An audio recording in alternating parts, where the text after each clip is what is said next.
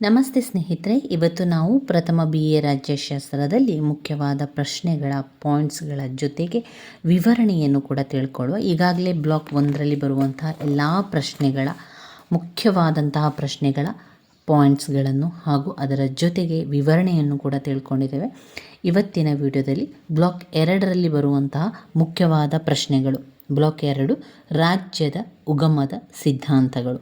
ರಾಜ್ಯದ ಉಗಮದ ಸಿದ್ಧಾಂತಗಳಲ್ಲಿ ಬರುವಂತಹ ಘಟಕ 7, 8, 9, 10, 11, 12 ಘಟಕಗಳಿದೆ. ಇದರಲ್ಲಿ ಬರುವಂತಹ ಮುಖ್ಯವಾದ ಪ್ರಶ್ನೆಗಳ ಪಾಯಿಂಟ್ಸ್ಗಳು ಹಾಗೆ ಅದರ ಜೊತೆಗೆ ವಿವರಣೆಯನ್ನು ಕೂಡ ತಿಳ್ಕೊಳ್ತಾ ಹೋಗೋಣ. ಮೊದಲಿಗೆ ಬರುವಂಥದ್ದು ರಾಜ್ಯದ ಉಗಮ. ರಾಜ್ಯದ ಉಗಮದ ದೈವಿಕ ಸಿದ್ಧಾಂತ.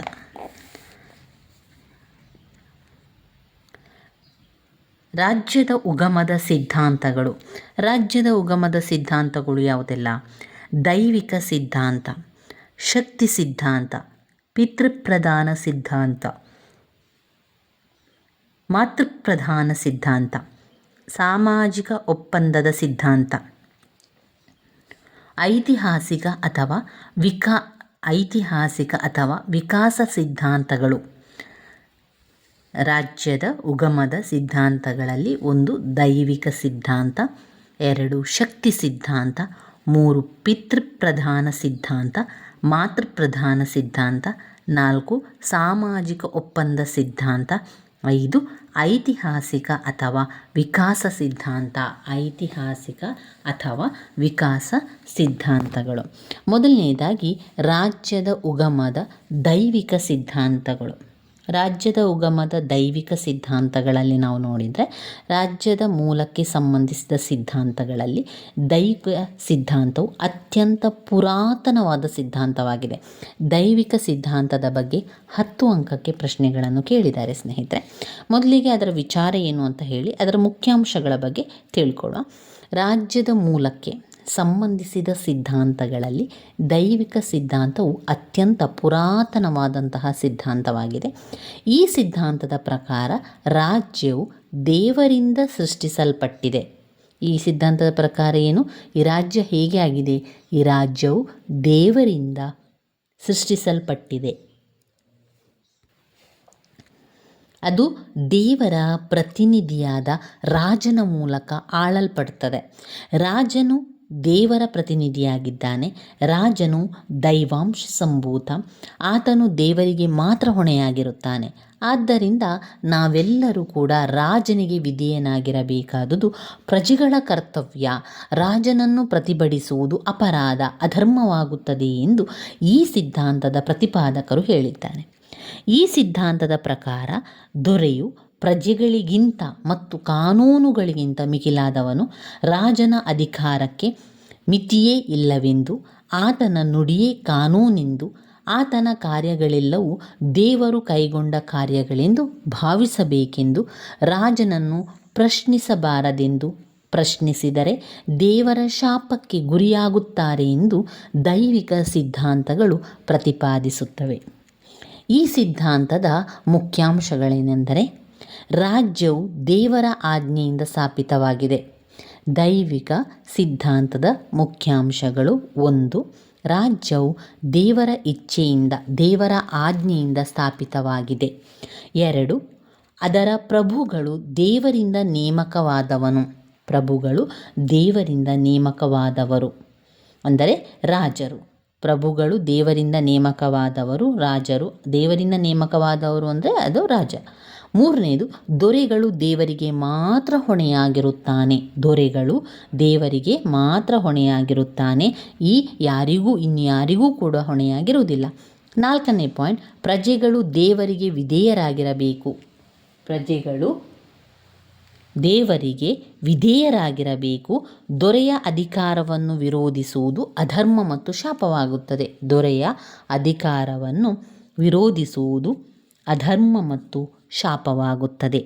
5ನೇ ಪಾಯಿಂಟ್, ದೊರೆಯು ಪ್ರಜೆಗಳಿಗಾಗಲಿ ಅಥವಾ ಕಾನೂನುಗಳಿಗಾಗಿ ಒಳಪಟ್ಟಿರುವುದಿಲ್ಲ. ದೊರೆಯು ಪ್ರಜೆಗಳಿಗಾಗಲಿ ಕಾನೂನುಗಳಿಗಾಗಲಿ ಒಳಪಟ್ಟಿರುವುದಿಲ್ಲ. ಆತನ ಅಧಿಕಾರಕ್ಕೆ ಮಿತಿಯಿಲ್ಲ, ಆತನ ಮಾತೇ ಕಾನೂನು. ಆತನ ಅಧಿಕಾರಕ್ಕೆ ಮಿತಿ ಇಲ್ಲ, ಆತನ ಮಾತೆ ಕಾನೂನು ಎನ್ನುವಂಥದ್ದು ದೈವಿಕ ಸಿದ್ಧಾಂತದಲ್ಲೇ ಬರುವಂಥದ್ದು. ದೈವಿಕ ಸಿದ್ಧಾಂತವು ರಾಜ್ಯದಷ್ಟೇ ಹಳೆಯ ಸಿದ್ಧಾಂತವಾಗಿದೆ. ಪ್ರಾಚೀನ ಕಾಲದಲ್ಲಿ ಜನರು ಈ ಸಿದ್ಧಾಂತ ಜನಪ್ರಿಯತೆಯನ್ನು ಗಳಿಸಿತ್ತು. ಪ್ರಪಂಚದ ಅನೇಕ ಧರ್ಮ ಗ್ರಂಥಗಳಲ್ಲಿ ಈ ಸಿದ್ಧಾಂತದ ಉಲ್ಲೇಖನವಿದೆ. ಯಹೂದಿಗಳು ಈ ಸಿದ್ಧಾಂತದ ಪ್ರತಿಪಾದಕರು. ಈ ಸಿದ್ಧಾಂತದ ಉಲ್ಲೇಖನ ಬೈಬಲ್ನ ಹಳೆಯ ಒಡಂಬಡಿಕೆಯಲ್ಲಿದೆ.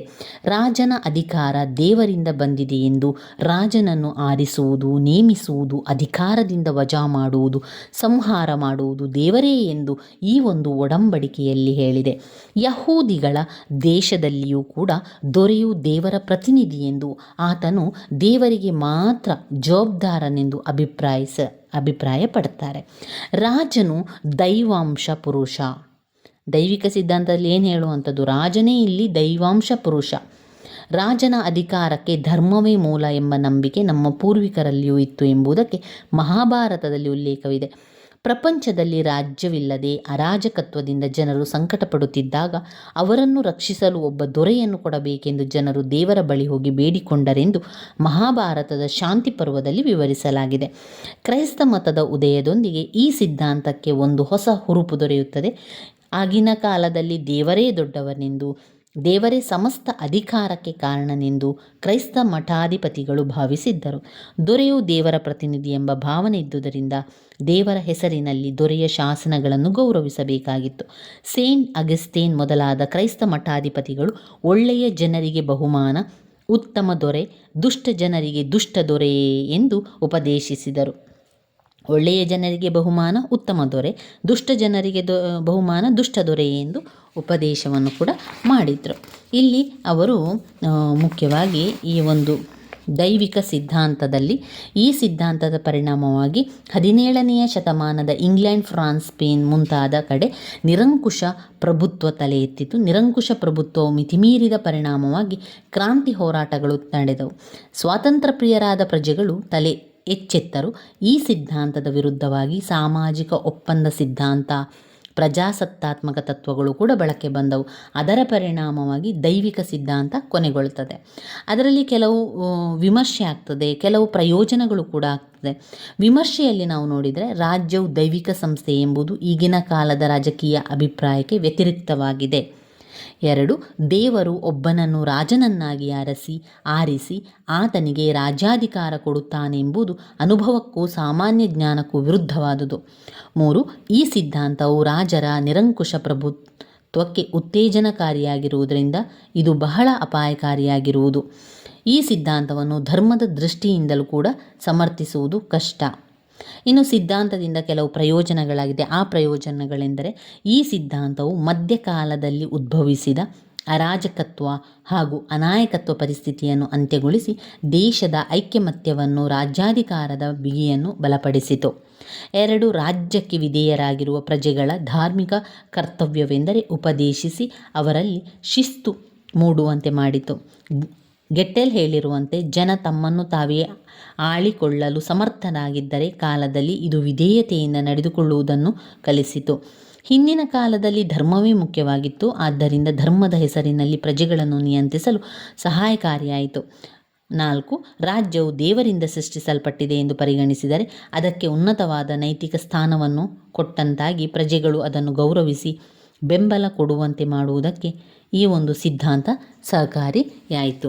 ಇವಿಷ್ಟು ವಿಚಾರಗಳು ರಾಜ್ಯದ ಉಗಮದ ದೈವಿಕ ಸಿದ್ಧಾಂತದಲ್ಲಿ ಬರುವಂಥ ವಿಚಾರಗಳು. ಇದೆಲ್ಲವೂ ಕೂಡ ರಾಜ್ಯದ ಉಗಮದ ಸಿದ್ಧಾಂತಗಳು. ದೈವಿಕ ಸಿದ್ಧಾಂತ, ಶಕ್ತಿ ಸಿದ್ಧಾಂತ, ಪಿತೃಪ್ರಧಾನ ಅಥವಾ ಮಾತೃಪ್ರಧಾನ ಸಿದ್ಧಾಂತ, ಸಾಮಾಜಿಕ ಒಪ್ಪಂದದ ಸಿದ್ಧಾಂತ. 5. ಐತಿಹಾಸಿಕ ಅಥವಾ ವಿಕಾಸ ಸಿದ್ಧಾಂತವಾಗಿರುವಂಥದ್ದು. ಇನ್ನು ಬರುವಂತಹ ಮುಖ್ಯವಾದ ಒಂದು ಸಿದ್ಧಾಂತ ಶಕ್ತಿ ಸಿದ್ಧಾಂತ. ಈ ಶಕ್ತಿ ಸಿದ್ಧಾಂತದಲ್ಲಿ ಏನೆಲ್ಲ ಹೇಳ್ತಾರೆ ಅವರು ಅಂತ ನೋಡ್ತಾ ಹೋಗುವ. ರಾಜ್ಯದ ಉಗಮವನ್ನು ವಿವರಿಸುವಂತಹ ಕಾಲ್ಪನಿಕ ಸಿದ್ಧಾಂತಗಳಲ್ಲಿ ಶಕ್ತಿ ಸಿದ್ಧಾಂತವು ಕೂಡ ಒಂದಾಗಿದೆ.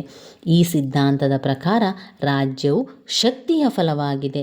ಪ್ರಾಚೀನ ಕಾಲದಲ್ಲಿ ಬಲಿಷ್ಠ ವ್ಯಕ್ತಿಯು ಬಲಹೀನರಾದವರನ್ನು ನಿಗ್ರಹಿಸಿ ಅವರನ್ನು ಸೆರೆ ಹಿಡಿದು ತನ್ನ ಅಡಿಯಾಳುಗಳನ್ನಾಗಿ ಮಾಡಿಕೊಂಡಾಗ ರಾಜ್ಯವು ಹುಟ್ಟಿತು. ಈ ಸಿದ್ಧಾಂತವು ಯುದ್ಧವು ರಾಜನಿಗೆ ಜನ್ಮ ಕೊಟ್ಟಿತು. ಈ ಒಂದು ಯುದ್ಧವು ರಾಜನಿಗೆ ಜನ್ಮ ಕೊಟ್ಟಿತು ಎಂಬ ಪುರಾತನ ನಾಣ್ಣುಡಿಯನ್ನು ಆರಿಸಿದೆ. ಹಿಂದಿನ ಕಾಲದಲ್ಲಿ ಅಧಿಕಾರಕ್ಕಾಗಿ ಜನರು ಪರಸ್ಪರ ಕಾದಾಡಿ ಬಲಿಷ್ಠನಾದವನು ಬಲಪ್ರಯೋಗದ ಮೂಲಕ ಅನೇಕ ಕುಟುಂಬಗಳನ್ನು ಜಯಿಸಿದನು. ಈ ರೀತಿ ಜಯಿಸಲ್ಪಟ್ಟಂತಹ ಕುಟುಂಬಗಳು ಬುಡಕಟ್ಟುಗಳಾಗಿ ರೂಪುಗೊಂಡು ಬಲಿಷ್ಠನಾದ ನಾಯಕನ ನಿಯಂತ್ರಣಕ್ಕೆ ಒಳಪಟ್ಟವು. ಇನ್ನೂ ಹೆಚ್ಚಿನ ಅಧಿಕಾರಕ್ಕಾಗಿ ವಿವಿಧ ಬಲಹೀನ ಬುಡಕಟ್ಟುಗಳನ್ನು ಜಯಿಸಿ ಅವುಗಳನ್ನು ತಮ್ಮ ಅಧೀನಕ್ಕೆ ಒಳಪಡಿಸಿಕೊಂಡವು. ಅತ್ಯಂತ ಬಲಿಷ್ಠವಾದ ಬುಡಕಟ್ಟಿನ ನಾಯಕನು ಬಲಹೀನನಾದ ಎಲ್ಲ ಬುಡಕಟ್ಟುಗಳ ನಾಯಕರಾದ ಕಾಲಕ್ರಮೇಣ ಇಂತಹ ನಾಯಕನೇ ದೊರೆಯಾದನು ಹಾಗೂ ಆತನೊಡನೆ ರಾಜ್ಯವು ಹುಟ್ಟಿತು ಎಂಬುದು ಈ ಸಿದ್ಧಾಂತದ ಒಂದು ಸಾರಾಂಶ. ಮನುಷ್ಯನ ಜಗಳಗಂಟಿ ಸ್ವಭಾವ, ಅಧಿಕಾರದ ಆಸೆಯ ಪರಿಣಾಮ ಜನಗಳಲ್ಲಿ ಬುಡಕಟ್ಟುಗಳ ನಡುವೆ ಪರಸ್ಪರ ಸ್ಪರ್ಧೆ, ಹೋರಾಟ ನಡೆದು ಕೊನೆಯಲ್ಲಿ ಸಾಮರ್ಥ್ಯವುಳ್ಳವರು ಆಳುವವರಾದರು, ಬಲಹೀನರು ಆಳಿಸಿಕೊಳ್ಳುವವರಾದರು. ರಾಜ್ಯ ಸ್ಥಾಪನೆಯಾದ ಮೇಲೂ ರಾಜ್ಯದಲ್ಲಿ ರಾಜ್ಯ ಭದ್ರತೆಯನ್ನು ರಕ್ಷಿಸುವುದಕ್ಕೆ ಶಕ್ತಿಯು ಅಗತ್ಯವಾಯಿತು. ರಾಜ್ಯದ ಉಳಿಯುವ ಶಕ್ತಿಯನ್ನು ಅವಲಂಬಿಸಿದು. ಶಕ್ತಿಯಿಂದ ಹುಟ್ಟಿದ ರಾಜ್ಯವು ಶಕ್ತಿಯ ಮೇಲೆ ನಿಂತಿದೆ. ಈ ರೀತಿಯಲ್ಲಿ ಶಕ್ತಿ ಸಿದ್ಧಾಂತದ ಪ್ರತಿಪಾದಕರು ರಾಜ್ಯದ ಉಗಮಕ್ಕೆ ಶಕ್ತಿಯೇ ಕಾರಣವೆಂದು ವಾದಿಸಿದ್ದಾರೆ. ಇದು ಶಕ್ತಿ ಸಿದ್ಧಾಂತದಲ್ಲಿ ನಾವು ತಿಳ್ಕೊಳ್ಳುವಂಥ ವಿಚಾರ. ಇನ್ನು ಪಿತೃಪ್ರಧಾನ ಸಿದ್ಧಾಂತ. ಪಿತೃಪ್ರಧಾನ ಸಿದ್ಧಾಂತ ಪಾಯಿಂಟ್ಸೇ ಹೇಳುವಂತೆ ತಂದೆ ಎಲ್ಲ ಜವಾಬ್ದಾರಿಯನ್ನು ಹೊಂದುವಂಥ ಪಿತೃಪ್ರಧಾನ ಸಿದ್ಧಾಂತ. ಮಾತೃಪ್ರಧಾನ ಸಿದ್ಧಾಂತ ತಾಯಿಯೇ ಎಲ್ಲ ಜವಾಬ್ದಾರಿಯನ್ನು ಹೊಂದುವಂಥದ್ದು. ಪಿತೃಪ್ರಧಾನ ಸಿದ್ಧಾಂತದಲ್ಲಿ ರಾಜ್ಯದ ಮೂಲವನ್ನು ವಿವರಿಸುವ ಸಿದ್ಧಾಂತಗಳಲ್ಲಿ ಪಿತೃಪ್ರಧಾನ, ಮಾತೃಪ್ರಧಾನ ಕುಟುಂಬ ಸಿದ್ಧಾಂತಗಳು ಬಹಳ ಮುಖ್ಯವಾದುದು. ರಾಜ್ಯಕ್ಕೆ ಕುಟುಂಬವೇ ಮೂಲವೆಂದು ಈ ಸಿದ್ಧಾಂತಗಳು ಪ್ರತಿಪಾದಿಸುತ್ತದೆ. ಕುಟುಂಬದ ವಿಕಾಸದಿಂದ ರಾಜ್ಯ ಉತ್ಪತ್ತಿಯಾಗಿದೆ ಎಂದು ಅಭಿಪ್ರಾಯಪಡುತ್ತಾರೆ. ಆದರೆ ಕೆಲವರ ಪ್ರಕಾರ ರಾಜ್ಯವು ಪಿತೃಪ್ರಧಾನ ಕುಟುಂಬ ವಿಕಾಸದ ಫಲವೆಂದು, ಮತ್ತು ಕೆಲವರ ಪ್ರಕಾರ ರಾಜ್ಯವು ಮಾತೃಪ್ರಧಾನ ಕುಟುಂಬ ಪರಿಣಾಮವಾಗಿದೆ. ರಾಜ್ಯವು ಪಿತೃಪ್ರಧಾನ ಕುಟುಂಬದ ವಿಸ್ತರಣೆಯಿಂದ ಈ ಸಿದ್ಧಾಂತವು ಪ್ರತಿಪಾದಿಸುತ್ತದೆ. ಈ ಸಿದ್ಧಾಂತವು ಮುಖ್ಯ ಪ್ರತಿಪಾದಕರು ಸರ್ ಹೆನ್ರಿ ಮೇನ್ ಅವರು ಪ್ರಾಚೀನ ಕಾಲದ ಕಾನೂನು ಮತ್ತು ಅರ್ಲಿ ಹಿಸ್ಟರಿ ಆಫ್ ಇನ್ಸ್ಟಿಟ್ಯೂಟ್ ಎನ್ನುವಂತಹ ಒಂದು ಸಿದ್ಧಾಂತವನ್ನು ವಿವರಿಸುತ್ತಾರೆ. ಮತ್ತೊಬ್ಬ ಆಂಗ್ಲ ಲೇಖಕರಾದ ಡಾನಿಸ್ ಥ್ರೋಪ್ ಮತ್ತು ಫ್ರೆಂಚ್ ಲೇಖಕ ಡುಗ್ವಿ ಸಹ ಈ ಸಿದ್ಧಾಂತದ ಪ್ರಮುಖ ಪ್ರತಿಪಾದಕರಾಗಿದ್ದಾರೆ. ಪಿತೃಪ್ರಧಾನ ಇದರಲ್ಲಿ ಮುಖ್ಯವಾದ ಅಂಶಗಳು ನೋಡಿ, 3 ಪ್ರಧಾನ ಲಕ್ಷಣಗಳು ಬರುತ್ತದೆ. ಒಂದು, ಗಂಡು ಸಂತಾನದ ಸಂಬಂಧ, ತಂದೆಯ ತಂದೆಗೆ ಈ ರೀತಿ ಗಂಡು ಸಂಬಂಧ ಇರುತ್ತದೆ. ಅಲ್ಲಿ ಶಾಶ್ವತವಾದ ವಿವಾಹ ಇರ್ತದೆ. ಆಮೇಲೆ ಪಿತೃವಿನ ಅಧಿಕಾರ. ಸರ್ ಹೆನ್ರಿ ಮೇನ್ ಅವರು ಪೆಟ್ರಿಯಾ ಪೊಟೆಸ್ಟಾಟ್ ಅವಿಭಕ್ತ ಕುಟುಂಬದ ಬಗ್ಗೆ ಹೇಳುವಂಥದ್ದು. ಪಿತೃಪ್ರಧಾನ ಸಿದ್ಧಾಂತದ ಮುಖ್ಯವಾದ 3 ವಿಚಾರಗಳು: ಗಂಡು ಸಂತಾನದ ಸಂಬಂಧ, ಗಂಡು ಸಂತಾನದ ಸಂಬಂಧ. 2, ಶಾಶ್ವತವಾದ ವಿವಾಹ. 3, ಪಿತೃವಿನ ಅಧಿಕಾರ. ಸರ್ ಹೆನ್ರಿ ಮೇನ್ ರವರು. ಇಲ್ಲಿ ನೀವು ಪಿತೃಪ್ರಧಾನ ಸಿದ್ಧಾಂತಕ್ಕೆ ಅದನ್ನು ಬರೀರಿ. ಮಾತೃಪ್ರಧಾನ ಸಿದ್ಧಾಂತ, ತಾಯಿಯೇ ಎಲ್ಲ ಜವಾಬ್ದಾರಿಯನ್ನು ಹೊಂದುವಂಥದ್ದು ಮಾತೃಪ್ರಧಾನ ಸಿದ್ಧಾಂತ. ಅದರಲ್ಲಿ ಮುಖ್ಯವಾದ ಲಕ್ಷಣಗಳು ಅಂತ ಹೇಳಿದರೆ, ತಾತ್ಕಾಲಿಕ ಅಥವಾ ಅಸ್ಥಿರ ವಿವಾಹ ಪದ್ಧತಿ ಇರುವಂಥದ್ದು, ರೂಢಿಯಲ್ಲಿರುವಂಥದ್ದು.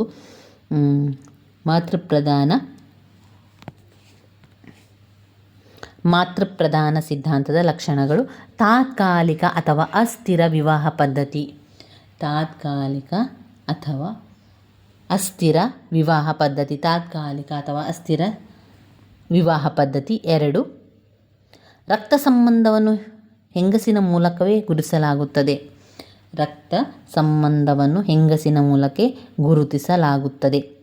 ಮೊದಲನೇದು ಮಾತೃಪ್ರಧಾನ ಸಿದ್ಧಾಂತದಲ್ಲಿ ತಾತ್ಕಾಲಿಕ ಅಥವಾ ಅಸ್ಥಿರ ವಿವಾಹ ಪದ್ಧತಿ. ರಕ್ತ ಸಂಬಂಧವನ್ನು ಹೆಂಗಸಿನ ಮೂಲಕವೇ ಗುರುತಿಸಲಾಗುತ್ತದೆ. ತಾಯಿಯ ಅಧಿಕಾರಕ್ಕೆ ಮಾನ್ಯತೆ ಇರುತ್ತದೆ. ಮಾನ್ಯತೆ ಇರುತ್ತದೆ. ಹೆಂಗಸರು ಮಾತ್ರವೇ ಅಧಿಕಾರ ಮತ್ತು ಆಸ್ತಿಯ ಉತ್ತರಾಧಿಕಾರಿಗಳು. ಹೆಂಗಸರು ಮಾತ್ರವೇ ಆಸ್ತಿ ಮತ್ತು ಉತ್ತರಾಧಿಕಾರಿಯ ಅಧಿಕಾರಿಗಳು. ಮಲಬಾರಿನಲ್ಲಿ ಈಗಲೂ ರೂಢಿಯಲ್ಲಿದೆ. ನೀಲಗಿರಿ ಬೆಟ್ಟದಲ್ಲಿ ವಾಸಿಸುವ ತಂಡ ಆದಿವಾಸಿಗಳು. ಇಂದಿಗೂ ಆದಿವಾಸಿಗಳಿರುವಂಥದ್ದನ್ನು ಕಾಣ್ಬೋದು. ಇನ್ನು ದಕ್ಷಿಣ ಕನ್ನಡದ ಕೆಲವು ಭಾಗಗಳಲ್ಲಿ ಕಂಡುಬರುವಂತಹ ಅಳಿಯ ಸಂತಾನ ಪದ್ಧತಿ ತಾಯಿಯು ಅಧಿಕಾರವನ್ನು ಇಳಿಸುತ್ತದೆ ಮತ್ತು ಹೆಣ್ಣು ಮಕ್ಕಳಿಗೆ ಮಾತ್ರವೇ ಆಸ್ತಿಯ ಉತ್ತರಾಧಿಕಾರದ ಹಕ್ಕನ್ನು ನೀಡಿದೆ. ಅಲ್ಲಿ ಅವರು ಏನು ಮಾಡ್ತಾರೆ,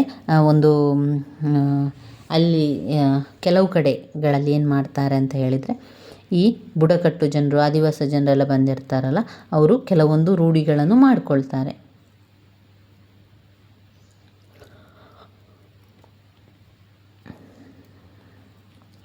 ದಕ್ಷಿಣ ಕನ್ನಡದ ಕೆಲವು ಕಡೆಗಳಲ್ಲಿ ಕಂಡುಬರುವ ಅಳಿಯ ಸಂತಾನ ಪದ್ಧತಿಯು ತಾಯಿಯ ಅಧಿಕಾರವನ್ನು ತಿಳಿಸ್ತದೆ ಅಂತ ಇಲ್ಲಿ ಕಾಣ್ತದೆ ನೋಡಿ. ಇದು ಮಾತೃಪ್ರಧಾನ ಸಿದ್ಧಾಂತದಲ್ಲಿ ಬರುವಂಥದ್ದು.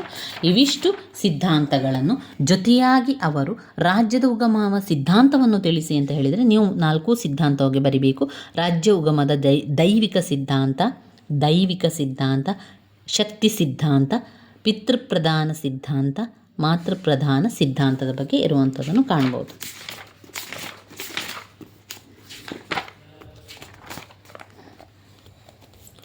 ಇನ್ನು ನಾವು ಬ್ಲಾಕ್ 2ರಲ್ಲಿ ಮುಖ್ಯವಾದ ಪ್ರಶ್ನೆ ಜಾನ್ ಲಾಕ್ ಅವರದು. ಜಾನ್ ಲಾಕ್ ಅವರ ಒಂದು ಪ್ರಶ್ನೆ, 10 ಅಂಕದ ಪ್ರಶ್ನೆ. ಇದನ್ನು ಓದ್ಕೊಳ್ಳುವ. ಜಾನ್ ಲಾಕ್ ಅವರು ಏನು ಹೇಳ್ತಾರೆ, ಅವರ ಒಪ್ಪಂದ ಏನು, ಅವರ ಒಂದು ನೈಸರ್ಗಿಕ ಸ್ಥಿತಿ ಏನು ಅಂತ ಕೇಳ್ತಾರೆ. ಜಾನ್ ಲಾಕ್ ಅವರ ಸ್ವಾಭಾವಿಕ ಸ್ಥಿತಿ ಅಂತ ಕೇಳಿದರು, ಅದೇ ಉತ್ತರ ಬರೀಬೇಕಾಗ್ತದೆ. ಜಾನ್ ಲಾಕ್ ಅವರ ನೈಸರ್ಗಿಕ ಸ್ಥಿತಿ, ನೈಸರ್ಗಿಕ ಅಥವಾ ಸ್ವಾಭಾವಿಕ ಅಥವಾ ನೈಸರ್ಗಿಕ ಸ್ಥಿತಿ ಅಂತ ಹೇಳುವಂಥದ್ದು. ಜಾನ್ ಲಾಕ್ ಅವರ ಬಗ್ಗೆ ತಿಳ್ಕೊಳ್ಳುವ. ಸ್ವಾಭಾವಿಕ ಸ್ಥಿತಿ ಮತ್ತು ನೈಸರ್ಗಿಕ ಸ್ಥಿತಿ. ರಾಜ್ಯದ ಉಗಮದ ಬಗ್ಗೆ ಸಾಮಾಜಿಕ ಒಪ್ಪಂದದ ಸಿದ್ಧಾಂತವನ್ನು ಪ್ರತಿಪಾದಿಸಿದವರು ಸುಪ್ರಸಿದ್ಧ ಇಂಗ್ಲಿಷ್ ರಾಜನೀತಿಜ್ಞ ಜಾನ್ ಲಾಕ್. ಥಾಮಸ್ ಹಾಬ್ಸನು ನಿರಂಕುಶ ಪ್ರಭುತ್ವವನ್ನು ಸಮರ್ಥಿಸಿದಂತೆ ಜಾನ್ ಲಾಕ್ ಸಾಂಕುಶ ಪ್ರಭುತ್ವವನ್ನು ಸಮರ್ಥಿಸಿದರು. ಸ್ವಾಭಾವಿಕ ಸ್ಥಿತಿ, ನೈಸರ್ಗಿಕ ಸ್ಥಿತಿಯ ಬಗ್ಗೆ ಹೇಳ್ತಾರೆ. ಹಾಬ್ಸ್ನಂತೆ ಜಾನ್ ಲಾಕ್ ಅವರು ಸಹ ತಮ್ಮ ಸಿದ್ಧಾಂತವನ್ನು ಸ್ವಾಭಾವಿಕ ಸ್ಥಿತಿಯ ವಿವರಣೆಯಿಂದ ಪ್ರಾರಂಭಿಸಿದ್ದಾರೆ. ಆದರೆ ಲಾಕ್ ವರ್ಣಿಸಿರುವ ಸ್ವಾಭಾವಿಕ ಸ್ಥಿತಿಯು ಹಾಬ್ಸ್ ವರ್ಣಿಸಿರುವಷ್ಟು ಕೆಟ್ಟದಾಗಿರಲಿಲ್ಲ. ಲಾಕ್ನ ಸ್ವಾಭಾವಿಕ ಸ್ಥಿತಿ ರಾಜಕೀಯ ಪೂರ್ವದ್ದಾಗಿತ್ತೇ ಹೊರತು ಸಾಮಾಜಿಕ ಪೂರ್ವದ್ದಲ್ಲ. ಜಾನ್ ಲಾಕ್ ಅವರು ನೈಸರ್ಗಿಕ ಸ್ಥಿತಿಯು ಹೋರಾಟಕ ಸ್ಥಿತಿಯಾಗಿರಲಿಲ್ಲ. ಜಾನ್ ಲಾಕ್ ಅವರ ಪ್ರಕಾರ ಮನುಷ್ಯನು ಒಬ್ಬ ಸಮಾಜ ಜೀವಿಯಾಗಿದ್ದನು. ಮಾನವರು ನೈಸರ್ಗಿಕ ಸ್ಥಿತಿಯಲ್ಲಿ ಸಹಜ ರೀತಿಯಲ್ಲಿ ಸ್ವತಂತ್ರವಾಗಿ ವರ್ತಿಸುತ್ತಾ ಸಮಾನತೆ, ಪರಸ್ಪರ ಸಹಕಾರದಿಂದ ಜೀವಿಸುತ್ತಿದ್ದರು. ಅದು ಸ್ವಾತಂತ್ರ್ಯ ಮತ್ತು ಸಮಾನತೆಯ ಸ್ಥಿತಿಯಾಗಿತ್ತೆಂದು ಲಾಕ್ ಅವರು ಅಭಿಪ್ರಾಯಪಟ್ಟಿದ್ದಾರೆ.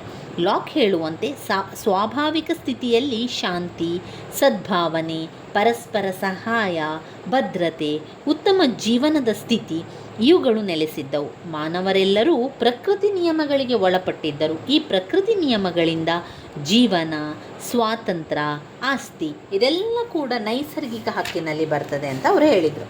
ಅವರ ಒಂದು ಸಾಮಾಜಿಕ ಒಪ್ಪಂದಗಳೇನು? ಪ್ರಶ್ನೆಗಳು ಬಂದಿರುವಂಥದ್ದು ಜಾನ್ ಲಾಕ್ ಅವರ ಸಾಮಾಜಿಕ ಒಪ್ಪಂದದ ಬಗ್ಗೆ ತಿಳಿಸಿ ಅಂತ ಹೇಳಿದ್ದಾರೆ. ಮೊದಲ ಪಾಯಿಂಟ್ ಸಾಮಾಜಿಕ ಒಪ್ಪಂದ, 2ನೇ ಪಾಯಿಂಟ್ ರಾಜಕೀಯ ಒಪ್ಪಂದ. ಅವರು ಮುಖ್ಯವಾಗಿ 2 ಒಪ್ಪಂದಗಳನ್ನು ಜಾನ್ ಲಾಕ್ ರವರು ಹೇಳ್ತಾರೆ. ಅದುವೇ ಸಾಮಾಜಿಕ ಒಪ್ಪಂದ ಮತ್ತು ರಾಜಕೀಯ ಒಪ್ಪಂದ. ಜಾನ್ ಲಾಕ್ ಅವರ ಸಿದ್ಧಾಂತದ ಮುಖ್ಯಾಂಶಗಳನ್ನು ನೋಡುವ. ಲಾಕ್ ಅವರು ನಿರೂಪಿಸಿರುವ ಒಪ್ಪಂದವು ದ್ವಿಪಕ್ಷೀಯವಾದುದು. ಜಾನ್ ಲಾಕ್ ಅವರ ಒಪ್ಪಂದ ದ್ವಿಪಕ್ಷೀಯವಾದುದು. ಸರಕಾರವು ಸಹ ಒಪ್ಪಂದದ ನಿಯಮಗಳಿಗೆ ಬದ್ಧವಾಗಿರ್ತದೆ. ಇನ್ನು 2ನೇದಾಗಿ ಅವರು ನೈಸರ್ಗಿಕ ಕಾನೂನುಗಳನ್ನು ಹೇಳ್ತಾರೆ. ಒಪ್ಪಂದ ಮಾಡಿಕೊಂಡ ನಂತರ ಜನರು ತಮ್ಮ ಎಲ್ಲ ಹಕ್ಕುಗಳನ್ನು ಆಡಳಿತ ನಡೆಸುವವರಿಗೆ ಒಪ್ಪಿಸಲಿಲ್ಲ. ಕೇವಲ ನೈಸರ್ಗಿಕ ಕಾನೂನುಗಳನ್ನು ಅರ್ಥೈಸುವ ಮತ್ತು ಅವುಗಳನ್ನು ಅನುಷ್ಠಾನಕ್ಕೆ ತರುವ ಹಕ್ಕನ್ನು ಬಿಟ್ಟುಕೊಟ್ಟು ಉಳಿದೆಲ್ಲ ಹಕ್ಕುಗಳನ್ನು ತಮ್ಮಲ್ಲಿಯೇ ಉಳಿಸಿಕೊಂಡರು. ಜನರು ತಮ್ಮ ಹಕ್ಕುಗಳನ್ನು ಇಡೀ ಸಮುದಾಯಕ್ಕೆ ಬಿಟ್ಟುಕೊಟ್ಟರೆ ವಿನಃ ಕೇವಲ ವ್ಯಕ್ತಿಗಲ್ಲ ಅಥವಾ ವ್ಯಕ್ತಿಯ ಗಣಕ್ಕಿಲ್ಲ. ಅಂದರೆ ಪರಮಾಧಿಕಾರವನ್ನು ಇಡೀ ಸಮುದಾಯಕ್ಕೆ ಒಪ್ಪಿಸಿದರು. 4ನೇ ಪಾಯಿಂಟ್ ಸರಕಾರವು ಜನರ ಸಮ್ಮತಿಯನ್ನು ಅವಲಂಬಿಸಿರಬೇಕೆಂದು, ಅದರ ಅಧಿಕಾರ ನಿರಂಕುಶವಾದುದಲ್ಲವೆಂದು ಲಾಕ್ ಅವರು ಪ್ರತಿಪಾದಿಸಿದ್ದಾರೆ. ಹಾಬ್ಸ್ ದೊರೆಗೆ ಪರಮಾಧಿ ಕೊಟ್ಟಿರುವಂತೆ ಲಾಕ್ ಪ್ರಜೆಗಳಿಗೆ ಸಾರ್ವಭೌಮಾಧಿಕಾರ ಕೊಟ್ಟಿದ್ದಾರೆ. 5ನೇ ಪಾಯಿಂಟಲ್ಲಿ ಜನರಿಗೆ ದಂಗೆ ಏಳುವ ಹಕ್ಕನ್ನು ಮಾನ್ಯ ಮಾಡಿದ್ದಾರೆ. ಜನರಿಗೆ ದಂಗೆ ಏಳುವಂಥ ಹಕ್ಕನ್ನು ಮಾನ್ಯ ಮಾಡಿದ್ದಾರೆ. ಸ್ವಾಭಾವಿಕ ಸ್ಥಿತಿಯಲ್ಲಿ ಜನರು ಅನುಭವಿಸುತ್ತಿದ್ದಂತಹ ಹಕ್ಕುಗಳನ್ನು ರಕ್ಷಿಸಲು ರಾಜ್ಯ ಸ್ಥಾಪನೆಯಾದುದರಿಂದ ಸರಕಾರ ಪ್ರಜೆಗಳ ಹಕ್ಕುಗಳನ್ನು ಕಾಪಾಡುವಲ್ಲಿ ಸರಕಾರ ವಿಫಲವಾದರೆ ಜನರು ಅಂತಹ ಸರಕಾರವನ್ನು ಕಿತ್ತೊಗೆದು ಹೊಸ ಸರಕಾರವನ್ನು ಅಧಿಕಾರಕ್ಕೆ ತರುವ ಹಕ್ಕನ್ನು ಹೊಂದಿದ್ದಾರೆ ಎಂದು ಲಾಕ್ ಅವರು ಜನರಿಗೆ ದಂಗೆ ಏಳುವ ಹಕ್ಕನ್ನು ಮಾನ್ಯ ಮಾಡಿದ್ದಾರೆ. ಇನ್ನು 6ನೇ ಪಾಯಿಂಟ್ಸಲ್ಲಿ ಉದಾರತಾವಾದಕ್ಕೆ ಪ್ರಪ್ರಥಮವಾಗಿ ಅಡಿಪಾಯ ಹಾಕಿದ್ದಾರೆ. ಉದಾರತಾವಾದಕ್ಕೆ ಪ್ರಪ್ರಥಮವಾಗಿ ಅಡಿಪಾಯ ಹಾಕಿದ್ದಾರೆ ಅಂದರೆ ಸರಕಾರವು ಜನರ ಸಮ್ಮತಿಯನ್ನು ಆಧರಿಸಿದೆ, ರಾಜ್ಯವಿರುವುದು ಜನತೆಯ ಕಲ್ಯಾಣಕ್ಕಾಗಿ ಎಂದು ಜಾನ್ ಲಾಕ್ ಅವರು ತಮ್ಮ ಸಿದ್ಧಾಂತದಲ್ಲಿ ಪ್ರತಿಪಾದಿಸಿ ಉದಾರತಾವಾದಕ್ಕೆ ಪ್ರಥಮವಾಗಿ ಅಡಿಪಾಯವನ್ನು ಹಾಕಿದ್ದಾರೆ. ಇನ್ನು ಜಾನ್ ಲಾಕ್ ಅವರು ರಾಜಕೀಯ ಪರಮಾಧಿಕಾರಕ್ಕೆ ಹೆಚ್ಚು ಪ್ರಾಮುಖ್ಯತೆಯನ್ನು ನೀಡಿ ರಾಜ್ಯ ಮತ್ತು ಸರಕಾರಗಳ ನಡುವೆ ವ್ಯತ್ಯಾಸವನ್ನು ಕೂಡ ಮಾಡಿದ್ದಾರೆ. ಜಾನ್ ಲಾಕ್ ಅವರು ಏನು ಮಾಡಿದ್ದಾರೆ? ರಾಜಕೀಯ ಪರಮಾಧಿಕಾರಕ್ಕೆ ಹೆಚ್ಚು ಪ್ರಾಮುಖ್ಯತೆಯನ್ನು ನೀಡಿ ರಾಜ್ಯ ಮತ್ತು ಸರಕಾರಗಳ ನಡುವೆ ವ್ಯತ್ಯಾಸವನ್ನು ಕೂಡ ಮಾಡಿದ್ದಾರೆ. ಕೊನೆಯದಾಗಿ ರಾಜ್ಯದಲ್ಲಿ ಶಾಸನಗಳ ರಚನೆಗೆ ಶಾಸಕಾಂಗ, ಅವುಗಳನ್ನು ಜಾರಿಗೆ ತರಲು ಕಾರ್ಯಾಂಗ ಮತ್ತು ಒಪ್ಪಂದಗಳನ್ನು ಮಾಡಿಕೊಳ್ಳಲು ಸಂಯುಕ್ತ ಅಧಿಕಾರ ವರ್ಗವಿರಬೇಕು ಎಂದು ಹೇಳಿ ಪ್ರಥಮವಾಗಿ ಅಧಿಕಾರ ಪ್ರತ್ಯೇಕತಾ ತತ್ವವನ್ನು ಅಂಗೀಕರಿಸಿದ ಕೀರ್ತಿ ಜಾನ್ ಲಾಕ್ ಇದಾಗಿದೆ. ಅದರಲ್ಲಿ ಜಾನ್ ಲಾಕ್ ಅವರು ಅವರ ಮೌಲ್ಯಮಾಪನವನ್ನು ಹೇಳುತ್ತಾ ಅವರ ಒಂದು ಕೊಡುಗೆಗಳನ್ನು ಕೂಡ ಹೇಳ್ತಾರೆ. ನಾವು ಕೊಡುಗೆಗಳ ಬಗ್ಗೆ ಒಂದು ಸ್ವಲ್ಪ ತಿಳ್ಕೊಳ್ಳುವ. ರಾಜಕೀಯ ಸಿದ್ಧಾಂತಕ್ಕೆ ಜಾನ್ ಲಾಕ್ ಅವರ ಕೊಡುಗೆಗಳು. ರಾಜಕೀಯ ಸಿದ್ಧಾಂತಕ್ಕೆ ಜಾನ್ ಲಾಕ್ ಅವರ ಕೊಡುಗೆಗಳು. ಜಾನ್ ಲಾಕ್ ಅವರು ರಾಜಕೀಯ ಸಿದ್ಧಾಂತಕ್ಕೆ ನೀಡಿರುವಂತಹ ಅಮೂಲ್ಯ ಕಾಣಿಕೆಗಳಲ್ಲಿ ನೈಸರ್ಗಿಕ ಹಕ್ಕುಗಳ ಸಿದ್ಧಾಂತ ಅತಿ ಮುಖ್ಯವಾದುದು. ಲಾಕ್ರ ಅಭಿಪ್ರಾಯದಲ್ಲಿ ನೈಸರ್ಗಿಕ ಹಕ್ಕುಗಳಾದಂತಹ ಜೀವಿಸುವ ಹಕ್ಕು, ಸ್ವಾತಂತ್ರ್ಯದ ಹಕ್ಕು, ಆಸ್ತಿಯ ಹಕ್ಕುಗಳು ಪ್ರತಿಯೊಬ್ಬನಿಗೂ ಸ್ವಾಭಾವಿಕ ಹಕ್ಕುಗಳಾಗಿರುವುದರಿಂದ ಇವುಗಳನ್ನು ರಕ್ಷಿಸುವುದು ರಾಜ್ಯದ ಕರ್ತವ್ಯವಾಗಿದೆ. ಜಾನ್ ಲಾಕ್ ಪ್ರತಿಪಾದಿಸಿದ ಈ ನೈಸರ್ಗಿಕ ಹಕ್ಕುಗಳು ಈಗಿನ ಕಾಲದ ಬಹುತೇಕ ರಾಷ್ಟ್ರಗಳ ಸಂವಿಧಾನಗಳಲ್ಲಿ ಕಾಣುವ ಮೂಲಭೂತ ಹಕ್ಕುಗಳಿಗೆ ಪ್ರೇರಣೆಯಾಗಿದೆ. ಅಲ್ಲದೆ ಇವುಗಳನ್ನು ಅನುಷ್ಠಾನಕ್ಕೆ ತರುವುದು ಶಾಸನಗಳ ಬಲವಿರುವುದು. 2. ಜಾನ್ ಲಾಕ್ ಅವರು ಪ್ರಜಾಪ್ರಭುತ್ವ ಸಿದ್ಧಾಂತದ ಪ್ರತಿಪಾದಕರಾಗಿದ್ದು ರಾಜ್ಯಾಧಿಕಾರವು ಪ್ರಜೆಗಳ ಒಪ್ಪಿಗೆ ಮೇಲೆ ಸ್ಥಾಪಿತವಾಗಿದೆ. ರಾಜ್ಯಾಧಿಕಾರದ ಮೂಲ ತಳಹದಿ ಪ್ರಜೆ ಆಗಿರುತ್ತಾನೆ. ರಾಜ್ಯದ ಪರಮಾಧಿಕಾರವು ನಿರಂಕುಶವಾದುದಲ್ಲ, ಜನರ ಕಲ್ಯಾಣವೇ ಸರಕಾರದ ಮೂಲ ಉದ್ದೇಶ. 3ನೇದು, ಜಾನ್ ಲಾಕ್ ಅವರು ರಾಜ್ಯ ಮತ್ತು ಸರಕಾರವನ್ನು ಸ್ಪಷ್ಟವಾಗಿ ವಿಂಗಡಿಸಿ ಸರಕಾರವು ಪ್ರಜೆಗಳ ಅನುಮತಿಯನ್ನು ಆಧರಿಸಿದೆ ಎಂದು ಹೇಳುವ ಲಾಕ್ನ ಅಭಿಪ್ರಾಯಕ್ಕೆ ರಾಜ್ಯಶಾಸ್ತ್ರದಲ್ಲಿ ಗಣ್ಯ ಸ್ಥಾನವಿದೆ. ಇಂಗ್ಲಿಷ್ ರಾಜಕೀಯದಲ್ಲಿ ಅನುಮತಿ ಅಥವಾ ಒಪ್ಪಿಗೆಯ ಸಿದ್ಧಾಂತಕ್ಕೆ ಲಾಕ್ ಅವರ ಸ್ಥಿರ ಸ್ಥಾನವನ್ನು ಕೊಟ್ಟಿದ್ದಾರೆ ಎಂದು ಲಾಸ್ಕಿಯವರು ಹೇಳ್ತಾರೆ. 4ನೇದಾಗಿ ಸಾರ್ವಭೌಮತ್ವದ ಸಾಂಪ್ರದಾಯ ಸಿದ್ಧಾಂತವನ್ನು ಅಲ್ಲಗಳೆದಿರುವಂಥ ಜಾನ್ ಲಾಕ್ ಅವರು ಸೀಮಿತವೂ ವಿಭಜಿತವೂ ಆಗಿದೆ ಎಂದು ಸಾರ್ವಭೌಮತ್ವದ ಪ್ರಥಮ ತತ್ವಜ್ಞಾನಿಯಾಗಿದ್ದಾರೆ. ರಾಜ್ಯದ ಪ್ರಭುಗಳಲ್ಲಿ ಪರಮಾಧಿಕಾರವಿರುತ್ತದೆ ಎಂದು ತಿಳಿಸಿರುವ ಲಾಕ್ ಅವರು ಆಧುನಿಕ ರಾಜ್ಯಶಾಸ್ತ್ರಕ್ಕೆ ರಾಜಕೀಯ ಪರಮಾಧಿಕಾರದ ಸಿದ್ಧಾಂತವನ್ನು ಕೊಡುಗೆಯಾಗಿ ನೀಡಿ ಪ್ರಜಾಪ್ರಭುತ್ವದ ಉಗಮಕ್ಕೆ ಕಾರಣಪುರುಷರಾಗಿದ್ದಾರೆ. ಜಾನ್ ಲಾಕರು ಶಾಸಕಾಂಗ, ಕಾರ್ಯಾಂಗ, ನ್ಯಾಯಾಂಗಗಳ ನಡುವೆ ಅಧಿಕಾರ ವಿಭಜನೆಯನ್ನು ಸೂಚಿಸಿದ್ದಾರೆ. ಅದು ಮುಂದೆ ಮಾಂಟೆಸ್ಕ್ಯೂವಿನ ದಿ ಸ್ಪಿರಿಟ್ ಆಫ್ ಲಾಸ್ ಗ್ರಂಥದಲ್ಲಿ ಮುಖ್ಯ ವಿಷಯವಾಗಿದೆ. 6ನೇದು, ಉಪಯುಕ್ತವಾದ ಮೊದಲಿಗರಲ್ಲಿ ಲಾಕ್ ಒಬ್ಬನಾಗಿದ್ದಾನೆ. ಸಾರ್ವಜನಿಕ ಹಿತ ಎಲ್ಲ ಬಗೆಯ ಕಾನೂನುಗಳ ಅಳತೆಗೋಲೆಂದು ಅವರು ಹೇಳುತ್ತಾರೆ.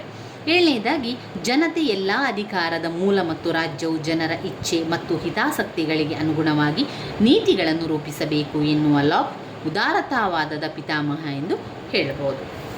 ಇವಿಷ್ಟು ಜಾನ್ ಲಾಕ್ ಅವರ ಬಗ್ಗೆ ಆಯಿತು. ಇನ್ನು ಬರುವಂತಹ ಮುಖ್ಯವಾದಂತಹ ಒಂದು ಘಟಕ ರಾಜ್ಯದ ವಿಕಾಸಕ್ಕೆ ಅಥವಾ ರಾಜ್ಯದ ಉಗಮಕ್ಕೆ ಕಾರಣವಾದ ಅಂಶಗಳೇನು.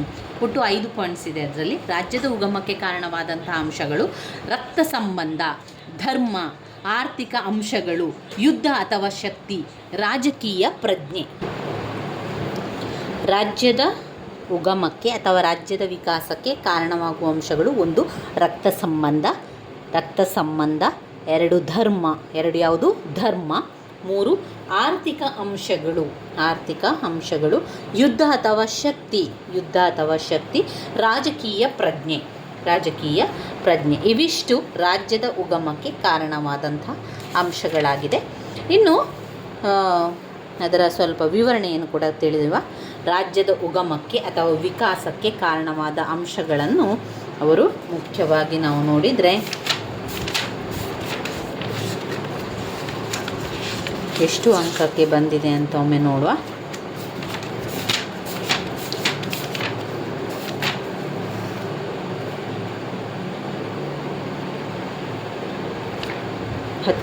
ಹತ್ತು ಅಂಕಕ್ಕೆ ಕೇಳುವಂತಹ ಪ್ರಶ್ನೆ.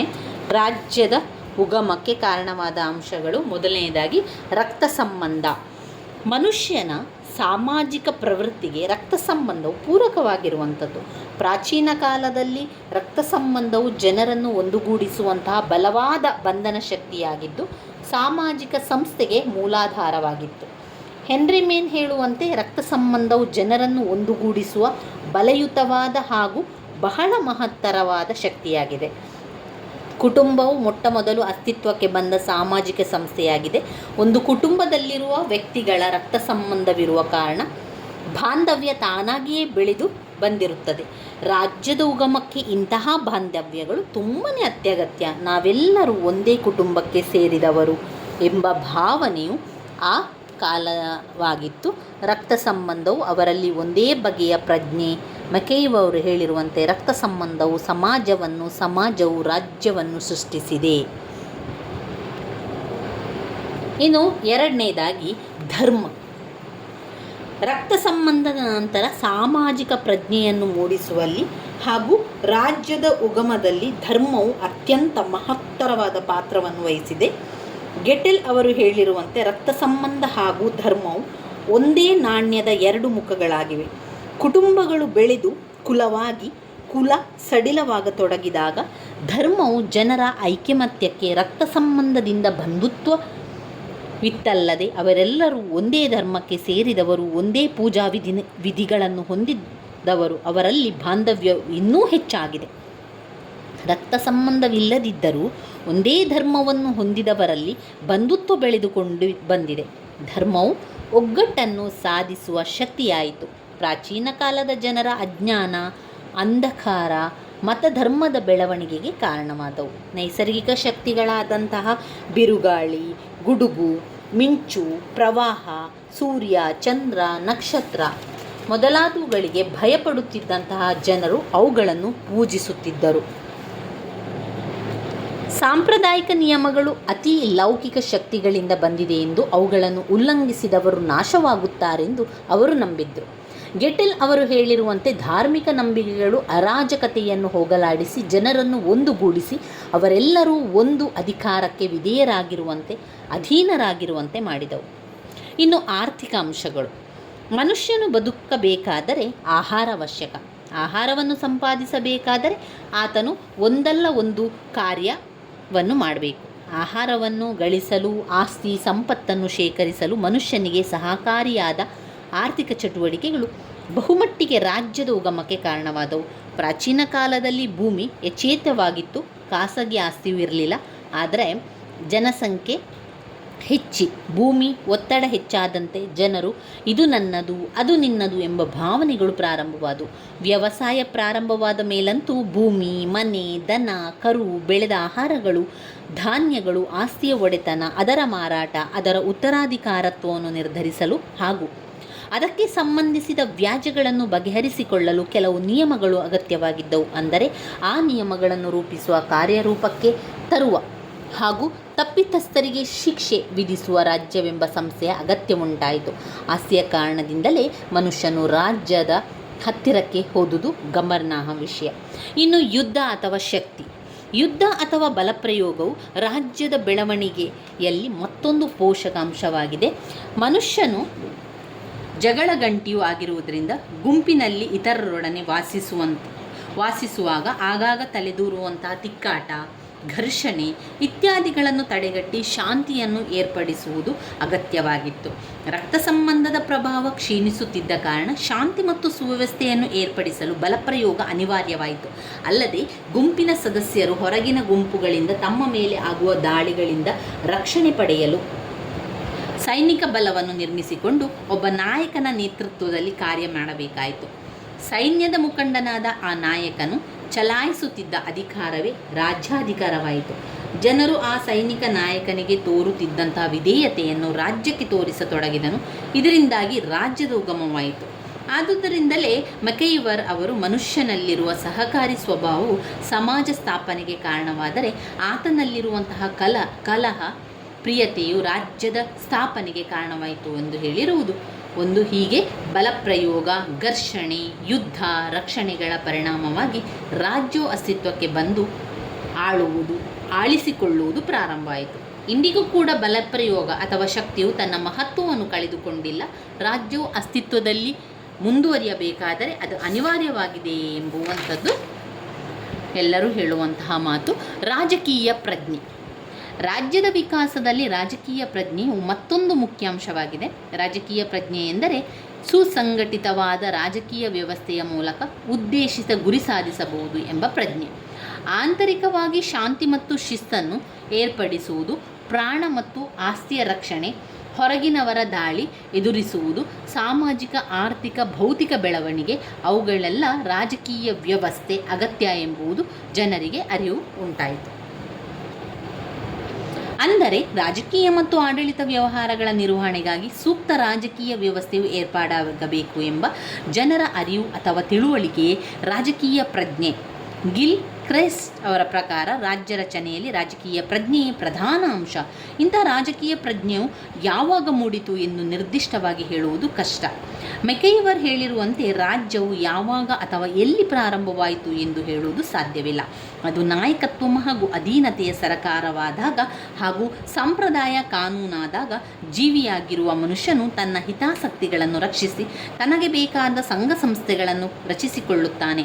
ರಾಜ್ಯವು ಅಂತಹ ಸಂಘ ಸಂಸ್ಥೆಗಳಲ್ಲಿ ಒಂದಾಗಿದೆ ಎನ್ನುವಂಥದ್ದು. ಇವಿಷ್ಟು ನಮ್ಮ ರಾಜ್ಯದ ಉಗಮಕ್ಕೆ, ರಾಜ್ಯದ ವಿಕಾಸಕ್ಕೆ ಕಾರಣವಾಗುವ ಅಂಶಗಳು ಯಾವುದೆಲ್ಲ ಮತ್ತೊಮ್ಮೆ ಪಾಯಿಂಟ್ಸ್ ಹೇಳಿ.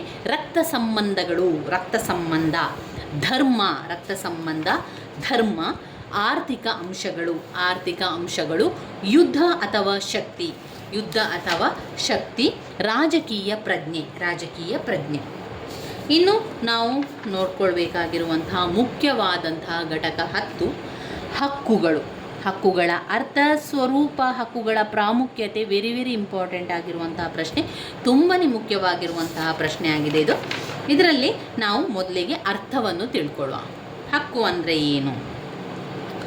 ಹಕ್ಕುಗಳ ಸಾಮಾಜಿಕ ಜೀವನದಲ್ಲಿ ವ್ಯಕ್ತಿಗಳಿಗೆ ಅವಶ್ಯಕವಾದ ಸನ್ನಿವೇಶ ಅಥವಾ ಸೌಲಭ್ಯಗಳಾಗಿದೆ. ವ್ಯಕ್ತಿಯ ಅಭಿವೃದ್ಧಿ, ವಿಕಾಸ, ಏಳಿಗೆ ಮತ್ತು ಸಂತೃಪ್ತ ಜೀವನಕ್ಕೆ ನೆರವಾಗುವ ಮತ್ತು ರಾಜ್ಯದಿಂದ ಅಧಿಕೃತ ಮನ್ನಣೆಯನ್ನು ಪಡೆದ ಸೌಲಭ್ಯಗಳನ್ನು ಹಕ್ಕುಗಳೆಂದು ಹೇಳಬಹುದು.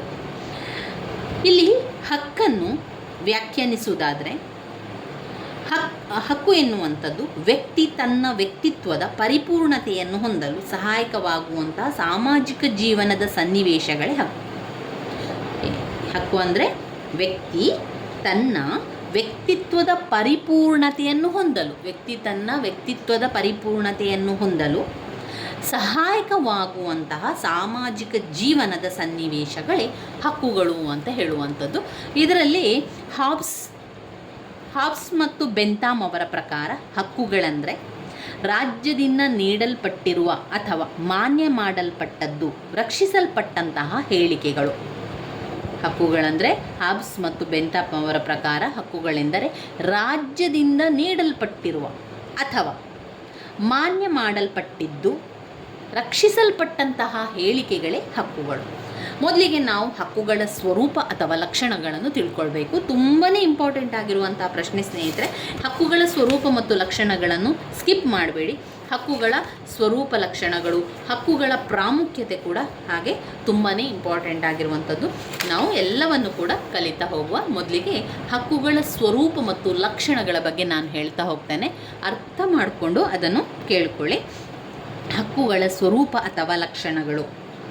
1. ಹಕ್ಕುಗಳು ಸಮಾಜದಲ್ಲಿ ಅಸ್ತಿತ್ವದಲ್ಲಿರುತ್ತದೆ. ಎಲ್ಲಿರ್ತದೆ? ಹಕ್ಕುಗಳು ಸಮಾಜದಲ್ಲಿ ಅಸ್ತಿತ್ವದಲ್ಲಿರುತ್ತದೆ. ಸಮಾಜದ ಹೊರಗೆ ಲಭ್ಯ ಇರುವುದಿಲ್ಲ. ಅಂದರೆ ಸಮಾಜದ ಹೊರತಾಗಿ ಹಕ್ಕುಗಳಿರುವುದಿಲ್ಲ. ಇದನ್ನು ನೀವು ಪ್ರತ್ಯೇಕ ಪಾಯಿಂಟ್ಸ್ ಆಗಿ ಕೂಡ ಮಾಡ್ಕೊಳ್ಬೋದು ಸ್ನೇಹಿತರೆ. ಹೇಗೆ? 1. ಹಕ್ಕುಗಳು ಸಮಾಜದಲ್ಲಿ ಅಸ್ತಿತ್ವದಲ್ಲಿರುತ್ತದೆ. 2ನೇ ಪಾಯಿಂಟ್, ಹಕ್ಕುಗಳು ಸಮಾಜದ ಹೊರಗೆ ಲಭ್ಯವಿರುವುದಿಲ್ಲ. 3ನೇ ಪಾಯಿಂಟ್, ಹಕ್ಕುಗಳು ಸಮಾಜದ ಹೊರತಾಗಿ ಹಕ್ಕುಗಳಿರುವುದಿಲ್ಲ. ಸಮಾಜದ ಹೊರತಾಗಿ ಹಕ್ಕುಗಳಿರುವುದಿಲ್ಲ. ಇದನ್ನೇ ನೀವು 3 ಪಾಯಿಂಟ್ಸ್ ಆಗಿ ಬರ್ಕೊಳ್ಬೋದು. ಅದು ನಿಮ್ಮ ಒಂದು ಯೋಚನೆಗೆ ಬಿಟ್ಟಿದ್ದು. ನಿಮಗೆ ಹೆಚ್ಚಿನ ಪಾಯಿಂಟ್ಸ್ ಬೇಕು, ನಿಮಗೆ ಹೆಚ್ಚಿನ ಪುಟ ವಿವರಣೆಯನ್ನು ಬರೀಲಿಕ್ಕೆ ಬೇಕು ಅಂತಾದರೆ ನೀವೇ ಅದನ್ನು ಹೆಚ್ಚು ಪಾಯಿಂಟ್ಸನ್ನು ಮಾಡಿ ಬರಿಬೇಕಾಗ್ತದೆ. ನಾನು ಪಾಯಿಂಟ್ಸ್ನಷ್ಟು ಮತ್ತೊಮ್ಮೆ ಹೇಳ್ತಾ ಹೋಗ್ತೇನೆ.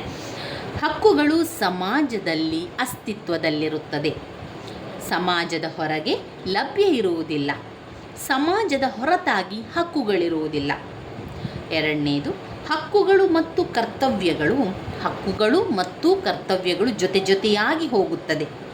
ಒಬ್ಬನ ಹಕ್ಕು ಉಳಿದವರ ಕರ್ತವ್ಯ ಆಗ್ತದೆ. ಉಳಿದವರ ಕರ್ತವ್ಯಗಳು ಒಬ್ಬನ ಹಕ್ಕಾಗಿರುತ್ತದೆ ಎನ್ನುವಂಥದ್ದು. ಹಕ್ಕುಗಳು ಮತ್ತು ಕರ್ತವ್ಯಗಳು ಜೊತೆಯಾಗಿ ಹೋಗುತ್ತದೆ. ಒಬ್ಬನ ಹಕ್ಕು ಉಳಿದವರ ಕರ್ತವ್ಯವಾಗಿರುತ್ತದೆ. ಹಕ್ಕುಗಳು ಕರ್ತವ್ಯದೊಡನೆ ಸಂಬಂಧವನ್ನು ಹೊಂದಿದೆ. 3ನೇದು, ಹಕ್ಕುಗಳು ಸಾರ್ವತ್ರಿಕ ಕಲ್ಯಾಣದ ಗುರಿ ಹೊಂದಿರುತ್ತದೆ. ಹಕ್ಕುಗಳು ಸಾರ್ವತ್ರಿಕ ಕಲ್ಯಾಣ ಗುರಿಯನ್ನು ಹೊಂದಿರುತ್ತದೆ. 4ನೇದು, ಹಕ್ಕುಗಳು ಸಮಾಜ ಮತ್ತು ರಾಜ್ಯದಿಂದ ಮನ್ನಣೆಯನ್ನು ಪಡೆದಿದ್ದು. ಹಕ್ಕುಗಳು ಸಮಾಜ ಮತ್ತು ರಾಜ್ಯದಿಂದ ಮನ್ನಣೆಯನ್ನು ಪಡೆದಿದ್ದು ರಾಜ್ಯದ ಕಾನೂನುಗಳ ಒತ್ತಾಸೆ ಹೊಂದಿರುತ್ತದೆ. ರಾಜ್ಯದ ಕಾನೂನುಗಳ ಒತ್ತಾಸೆಯನ್ನು ಹೊಂದಿರುತ್ತದೆ. ಹಕ್ಕುಗಳಿಗೆ ರಾಜ್ಯದ ಕಾನೂನಿನ ಬೆಂಬಲವಿಲ್ಲದಿದ್ದರೆ ಅವುಗಳು ಅರ್ಥಹೀನವಾಗುತ್ತದೆ. ಹಕ್ಕುಗಳಿಗೆ ರಾಜ್ಯದ ಕಾನೂನಿನ ಬೆಂಬಲ ಇಲ್ಲದಿದ್ದರೆ ಅದು ಅರ್ಥಹೀನವಾಗುತ್ತದೆ. 5, ಹಕ್ಕುಗಳು ನಿಶ್ಚಲವಲ್ಲ, ಅದು ವಿಕಾಸ ಹೊಂದುತ್ತದೆ. ಯಾಕಂದರೆ ಒಂದೇ ಕಡೆ ಸ್ಟ್ಯಾಚ್ಯೂ ಆಗಿರುವುದಿಲ್ಲ ಅದು ಹಕ್ಕು. ಅದು ವಿಕಾಸ ಆಗ್ತಾನೇ ಇರ್ತದೆ. ಬೇರೆ ಹೊಸ ಹಕ್ಕುಗಳು ಬರ್ತದೆ. ಹಕ್ಕುಗಳು ನಿಶ್ಚಲವಲ್ಲ, ಅದು ವಿಕಾಸ ಹೊಂದುತ್ತದೆ. ಕಾಲ ಬದಲಾದಂತೆ ಮಾರ್ಪಾಡಾಗುತ್ತದೆ. ಸಮಾಜ ಮತ್ತು ಮಾನವರ ಅವಶ್ಯಕತೆಗಳಿಗೆ ತಕ್ಕಂತೆ ಸ್ಪಂದಿಸುತ್ತದೆ. ಸಮಾಜ ಮತ್ತು ಮಾನವರ ಅವಶ್ಯಕತೆಗಳಿಗೆ ತಕ್ಕಂತೆ ಸ್ಪಂದಿಸುತ್ತದೆ. 6, ಹಕ್ಕುಗಳನ್ನು ನಿರಂಕುಶವಾಗಿ ಬಳಸುವಂತಿಲ್ಲ. ಹಕ್ಕುಗಳೆಂದರೆ ಸ್ವೇಚ್ಛಾವೃತ್ತಿಯಲ್ಲ. ಇದನ್ನೇ ನೋಡಿ, ಇಲ್ಲಿ 2-3 ಪಾಯಿಂಟ್ಸ್ ಆಗಿ ಬರ್ಕೊಳ್ಬೋದು. ಹಕ್ಕುಗಳನ್ನು ನಿರಂಕುಶವಾಗಿ ಬಳಸುವಂತಿಲ್ಲ. ಹಕ್ಕುಗಳೆಂದರೆ ಸ್ವೇಚ್ಛಾವೃತ್ತಿಯಲ್ಲ. ಹಕ್ಕುಗಳಿಗೂ ನಿರ್ದಿಷ್ಟ ಮಿತಿಗಳುಂಟು. ಅನಿರ್ಬಂಧಿತ ಹಕ್ಕುಗಳನ್ನು ಹೊಂದುವುದು ಅರ್ಥಹೀನವಾಗುತ್ತದೆ. ಈ ನಿರ್ಬಂಧಗಳನ್ನು ಕರ್ತವ್ಯಗಳ ರೂಪದಲ್ಲಿ ಕಾಣಬಹುದು. ಹಕ್ಕುಗಳು ಕರ್ತವ್ಯಗಳು ಒಂದೇ ನಾಣ್ಯದ 2 ಮುಖಗಳಿದ್ದಂತೆ. 7, ಹಕ್ಕುಗಳು ಪೌರರ ವ್ಯಕ್ತಿತ್ವದ ಸರ್ವಾಂಗೀಣ ಅಭಿವೃದ್ಧಿಗೆ ಅವಶ್ಯಕವಾಗಿದೆ. ಹಕ್ಕುಗಳು ಪೌರರ ವ್ಯಕ್ತಿತ್ವದ ಸರ್ವಾಂಗೀಣ ಅಭಿವೃದ್ಧಿಗೆ ಅವಶ್ಯಕವಾಗಿದೆ. ರಾಜ್ಯವು ಹಕ್ಕುಗಳನ್ನು ಸಂರಕ್ಷಿಸುತ್ತದೆ. ಪ್ರತಿಯೊಂದು ರಾಜ್ಯವನ್ನು ಅದು ನೀಡುವ ಮತ್ತು ಸಂರಕ್ಷಿಸಿರುವ ಹಕ್ಕುಗಳಿಂದ ಗುರುತಿಸಲಾಗುತ್ತದೆ ಎಂದು H.J. ಲಾಸ್ಕಿ ಅವರು ಹೇಳಿರುವುದು ಸೂಕ್ತವಾಗಿರುವಂಥದ್ದು. ಇವಿಷ್ಟು ಹಕ್ಕುಗಳ ಸ್ವರೂಪ ಮತ್ತು ಲಕ್ಷಣಗಳಲ್ಲಿ ಬರ್ತದೆ. ಹಕ್ಕುಗಳ ಸ್ವರೂಪ ಲಕ್ಷಣವನ್ನು ಮತ್ತೊಮ್ಮೆ ಪಾಯಿಂಟ್ಸ್ ಹೇಳ್ತಾ ಹೋಗ್ತಾನೆ, ಸರಿಯಾಗಿ ತಿಳ್ಕೊಳ್ಳಿ. ಹಕ್ಕುಗಳ ಸ್ವರೂಪ ಅಥವಾ ಹಕ್ಕುಗಳ ಲಕ್ಷಣಗಳಂತೂ ಯಾವುದು ಕೇಳಿದರೂ ಕೂಡ ಇದೇ ಉತ್ತರವನ್ನು ಬರಿತಾ ಹೋಗಿ. ಪಾಯಿಂಟ್ಸ್ ಇಲ್ಲಿ ಒಂದು 7 ಪಾಯಿಂಟ್ಸ್ ಇದ್ದರೆ ನಿಮಗೆ ಒಂದು 15 ಪಾಯಿಂಟ್ಸ್ಗಳನ್ನಷ್ಟು ಇದರಲ್ಲಿ ಮಾಡ್ಕೊಳ್ಬೋದು. ಹಕ್ಕುಗಳ ಸ್ವರೂಪ ಲಕ್ಷಣಗಳು. ಹಕ್ಕುಗಳು ಸಮಾಜದಲ್ಲಿ ಅಸ್ತಿತ್ವದಲ್ಲಿರುತ್ತದೆ. ನಾನು ಹೇಳಬೇಕಾದ್ರೆ ಪಾಯಿಂಟ್ಸ್ ನೀವು ಕೂಡ ಜೊತೆಯಾಗಿ ಹೇಳಿಕೊಳ್ಳಿ. ಹಕ್ಕುಗಳು ಸಮಾಜದಲ್ಲಿ ಅಸ್ತಿತ್ವದಲ್ಲಿರುತ್ತದೆ. ಸಮಾಜದ ಹೊರಗೆ ಲಭ್ಯವಿರುವುದಿಲ್ಲ. ಸಮಾಜದ ಹೊರತಾಗಿ ಹಕ್ಕುಗಳಿರುವುದಿಲ್ಲ. ಹಕ್ಕುಗಳು ಮತ್ತು ಕರ್ತವ್ಯಗಳು ಜೊತೆಯಾಗಿ ಹೋಗುತ್ತದೆ. ಒಬ್ಬನ ಹಕ್ಕು ಉಳಿದವರ ಕರ್ತವ್ಯವಾಗಿರುತ್ತದೆ. ಹಕ್ಕುಗಳು ಕರ್ತವ್ಯದೊಡನೆ ಸಂಬಂಧವನ್ನು ಹೊಂದಿದೆ. ಹಕ್ಕುಗಳು ಸಾರ್ವತ್ರಿಕ ಕಲ್ಯಾಣದ ಗುರಿಯನ್ನು ಹೊಂದಿರುತ್ತದೆ. ಹಕ್ಕುಗಳು ಸಾರ್ವತ್ರಿಕ ಕಲ್ಯಾಣದ ಗುರಿಯನ್ನು ಹೊಂದಿರುತ್ತದೆ. ಹಕ್ಕುಗಳು ಸಮಾಜ ಮತ್ತು ರಾಜ್ಯದಿಂದ ಮನ್ನಣೆ ಪಡೆದಿದ್ದು. ಹಕ್ಕುಗಳು ಸಮಾಜ ಮತ್ತು ರಾಜ್ಯದಿಂದ ಮನ್ನಣೆಯನ್ನು ಪಡೆದಿದ್ದು ರಾಜ್ಯದ ಕಾನೂನುಗಳ ಒತ್ತಾಸೆ ಹೊಂದಿರುತ್ತದೆ. ರಾಜ್ಯದ ಕಾನೂನುಗಳ ಒತ್ತಾಸೆಯನ್ನು ಹೊಂದಿರುತ್ತದೆ. ಹಕ್ಕುಗಳಿಗೆ ರಾಜ್ಯದ ಕಾನೂನಿನ ಬೆಂಬಲವಿಲ್ಲದಿದ್ದರೆ ಅವುಗಳು ಅರ್ಥಹೀನವಾಗುತ್ತದೆ. ಹಕ್ಕುಗಳು ನಿಶ್ಚಲವಲ್ಲ. ಹಕ್ಕುಗಳು ವಿಕಾಸವನ್ನು ಹೊಂದುತ್ತದೆ.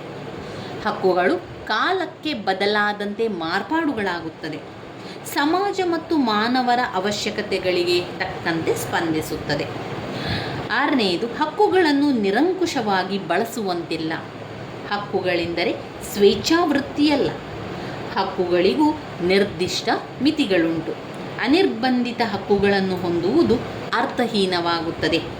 ಈ ನಿರ್ಬಂಧಗಳನ್ನು ಕರ್ತವ್ಯಗಳ ರೂಪದಲ್ಲಿ ಕಾಣಬಹುದು.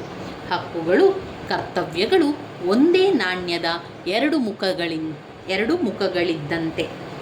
ಹಕ್ಕುಗಳು ಪೌರರ ವ್ಯಕ್ತಿತ್ವದ ಸರ್ವಾಂಗೀಣ ಅಭಿವೃದ್ಧಿಗೆ ಅವಶ್ಯಕವಾಗಿದೆ. ರಾಜ್ಯವು ಹಕ್ಕುಗಳನ್ನು ಸಂರಕ್ಷಿಸುತ್ತದೆ. ಪ್ರತಿಯೊಂದು ರಾಜ್ಯವನ್ನು ಅದು ನೀಡುವ, ಸಂರಕ್ಷಿಸಿಡುವ ಹಕ್ಕುಗಳಿಂದ ಗುರುತಿಸಲಾಗುತ್ತದೆ ಎಂದು H.J. ಲಾಸ್ಕಿ ಅವರು ಹೇಳಿದ್ದಾರೆ. ಇದು ಹಕ್ಕುಗಳ ಸ್ವರೂಪ ಲಕ್ಷಣ. ಇನ್ನು ನಾವು ಓದಬೇಕಾಗಿರುವಂಥದ್ದು ಹಕ್ಕುಗಳ ಪ್ರಾಮುಖ್ಯತೆ. ಹಕ್ಕುಗಳ ಪ್ರಾಮುಖ್ಯತೆಯಲ್ಲಿ ನಾವು ಬೇರೆ ಬೇರೆ ಪಾಯಿಂಟ್ಸ್ಗಳನ್ನು ಬರೆಯಬಹುದು. ಹಕ್ಕುಗಳು ಸಾಮಾಜಿಕವಾದುದು, ಸಾಂಸ್ಕೃತಿಕವಾದುದು, ರಾಜಕೀಯ, ಆರ್ಥಿಕ ಚಟುವಟಿಕೆಗಳಲ್ಲಿ ತೊಡಗಿಸಿಕೊಳ್ಳಲು ಸಾಧ್ಯವಾಗುತ್ತದೆ. ಹಕ್ಕುಗಳ ಪ್ರಾಮುಖ್ಯತೆ. ಹಕ್ಕುಗಳು ವ್ಯಕ್ತಿಯ ವ್ಯಕ್ತಿತ್ವದ ಬೆಳವಣಿಗೆಗೆ ಸಹಕಾರಿ. ಫಸ್ಟ್ ಪಾಯಿಂಟ್, ಹಕ್ಕುಗಳು ವ್ಯಕ್ತಿತ್ವದ ಬೆಳವಣಿಗೆಗೆ ಸಹಕಾರಿ. ಹಕ್ಕುಗಳ ಪ್ರಾಮುಖ್ಯತೆಯಲ್ಲಿ ಮೊದಲನೆಯದು, ಹಕ್ಕುಗಳು ವ್ಯಕ್ತಿಯ ವ್ಯಕ್ತಿತ್ವದ ಬೆಳವಣಿಗೆಗೆ ಸಹಕಾರಿಯಾಗಿದೆ. ಹಕ್ಕುಗಳು ಸಾಮಾಜಿಕವಾಗಿ ತೊಡಗಿಸಿಕೊಳ್ಳಲು ಸಹಾಯಕವಾಗಿದೆ. ಹಕ್ಕುಗಳು ಸಾಂಸ್ಕೃತಿಕ ಚಟುವಟಿಕೆಯಲ್ಲಿ ತೊಡಗಿಸಿಕೊಳ್ಳಲು ಸಹಾಯಕವಾಗಿದೆ. ಹಕ್ಕುಗಳು ರಾಜಕೀಯವಾಗಿ ತೊಡಗಿಸಿಕೊಳ್ಳಲಿಕ್ಕೆ ಸಹಕಾರಿಯಾಗುತ್ತದೆ. ಆರ್ಥಿಕ ಚಟುವಟಿಕೆಗಳಲ್ಲಿ ತೊಡಗಿಸಿಕೊಳ್ಳಲು ಸಾಧ್ಯವಾಗ್ತದೆ. ಹಕ್ಕುಗಳು ಜೀವಿಸುವ ಹಕ್ಕು ತುಂಬಾ ಅವಶ್ಯಕವಾಗಿರಬೇಕಾಗಿರುವಂಥದ್ದು. ಇನ್ನು ಹಕ್ಕುಗಳು ವ್ಯಕ್ತಿಯ ಅಸ್ತಿತ್ವ. ಹಕ್ಕು ಎನ್ನುವಂಥದ್ದು ವ್ಯಕ್ತಿಯ ಅಸ್ತಿತ್ವ. ಹಕ್ಕು ಜೀವನದ ವಿಕಾಸ. ಹಕ್ಕುಗಳು ಜೀವನದ ವಿಕಾಸ. ಹಕ್ಕು ಅಭಿವೃದ್ಧಿಯನ್ನುಂಟು ಮಾಡುತ್ತದೆ. ಹಕ್ಕು ಸಮಾಜದ ಅಭಿವೃದ್ಧಿಯನ್ನು ಮಾಡುತ್ತದೆ. ಇದೆಲ್ಲ ಕೂಡ ಹಕ್ಕುಗಳ ಪ್ರಾಮುಖ್ಯತೆಯಲ್ಲಿ ಬರುವಂಥದ್ದು. ಇನ್ನು ನಾವು ನೋಡುವಂಥದ್ದು ಕರ್ತವ್ಯ. ಕರ್ತವ್ಯ ಅಂದರೆ ಏನು? ಕರ್ತವ್ಯ ಅಂದರೆ ಬಾಧ್ಯತೆಗೆ ಕರ್ತವ್ಯ ಅಂತ ಹೇಳುವಂಥದ್ದು. ಒಂದು ರಾಜ್ಯದ ನಾಗರಿಕನು ಪಾಲಿಸಿಕೊಂಡು ಬರುವಂತೆ ನಿರ್ದೇಶಿಸಿದ ಅಥವಾ ಮಾಡಬಾರದೆಂದು ನಿರ್ದೇಶಿಸಿದ ಕಾರ್ಯವೇ ಕರ್ತವ್ಯ.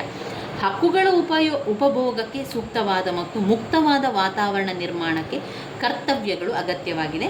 ರಾಜ್ಯದಿಂದ ಹಕ್ಕುಗಳನ್ನು ಪಡೆದು ಅದಕ್ಕೆ ಪ್ರತಿಯಾಗಿ ಯಾವ ಹೊಣೆಗಾರಿಕೆ ನಿರ್ವಹಿಸಿಕೊಂಡು ಹೋಗಬೇಕೆಂದು ಕರ್ತವ್ಯ ನಾಗರಿಕರಿಗೆ ಹೇಳುತ್ತದೆ. ಹಕ್ಕುಗಳನ್ನಷ್ಟೇ ಕರ್ತವ್ಯಗಳು ಮುಖ್ಯವಾಗಿರುವುದರಿಂದ ಇತ್ತೀಚೆಗೆ ಅನೇಕ ದೇಶಗಳು ತಮ್ಮ ಸಂವಿಧಾನದಲ್ಲಿ ಕರ್ತವ್ಯಗಳನ್ನು ಸೇರಿಸಿವೆ. ಹಕ್ಕುಗಳಂತೆ ಕರ್ತವ್ಯಗಳನ್ನು 2 ಪ್ರಕಾರಗಳಲ್ಲಿ, ಅಂದರೆ ನೈತಿಕ ಕರ್ತವ್ಯ, ಕಾನೂನುಬದ್ಧ ಕರ್ತವ್ಯಗಳೆಂದು ವರ್ಗೀಕರಿಸಲಾಗಿದೆ. ಕರ್ತವ್ಯದಲ್ಲಿ 2 ವಿಧ: ನೈತಿಕ ಕರ್ತವ್ಯ ಮತ್ತು ಕಾನೂನುಬದ್ಧ ಕರ್ತವ್ಯ. ನೈತಿಕ ಕರ್ತವ್ಯಗಳು ವ್ಯಕ್ತಿಯ ನೈತಿಕ ಪ್ರಜ್ಞೆ, ಆತ್ಮಸಾಕ್ಷಿಯ ತಳಹದಿಯ ಮೇಲೆ ನಿಂತಿದೆ. ಸಮಾಜದ ನೀತಿಗಳು ಇವುಗಳಿಗೆ ಬೆಂಬಲವನ್ನು ಕೂಡ ಸೂಚಿಸುತ್ತದೆ. ಆದರೆ ರಾಜ್ಯದ ಹಾಗೂ ಕಾನೂನಿನ ಬೆಂಬಲ ಇರುವುದಿಲ್ಲ. ರಾಜ್ಯವು ನೈತಿಕ ಕರ್ತವ್ಯಗಳನ್ನು ಅನುಷ್ಠಾನಕ್ಕೆ ತರುವ ಬಾಧ್ಯತೆ ಹೊಂದಿರುವುದಿಲ್ಲ. ಗುರು ಹಿರಿಯರಿಗೆ ಗೌರವ ತೋರಿಸುವುದು, ದುರ್ಬಲರಿಗೆ ಸಹಾಯ ಮಾಡುವುದು, ಅತಿಥಿಗಳಿಗೆ ಅತಿಥಿ ಸತ್ಕಾರವನ್ನು ಮಾಡುವುದು, ಇದು ಕರ್ತವ್ಯಗಳಲ್ಲಿ ಬರುವಂಥದ್ದು.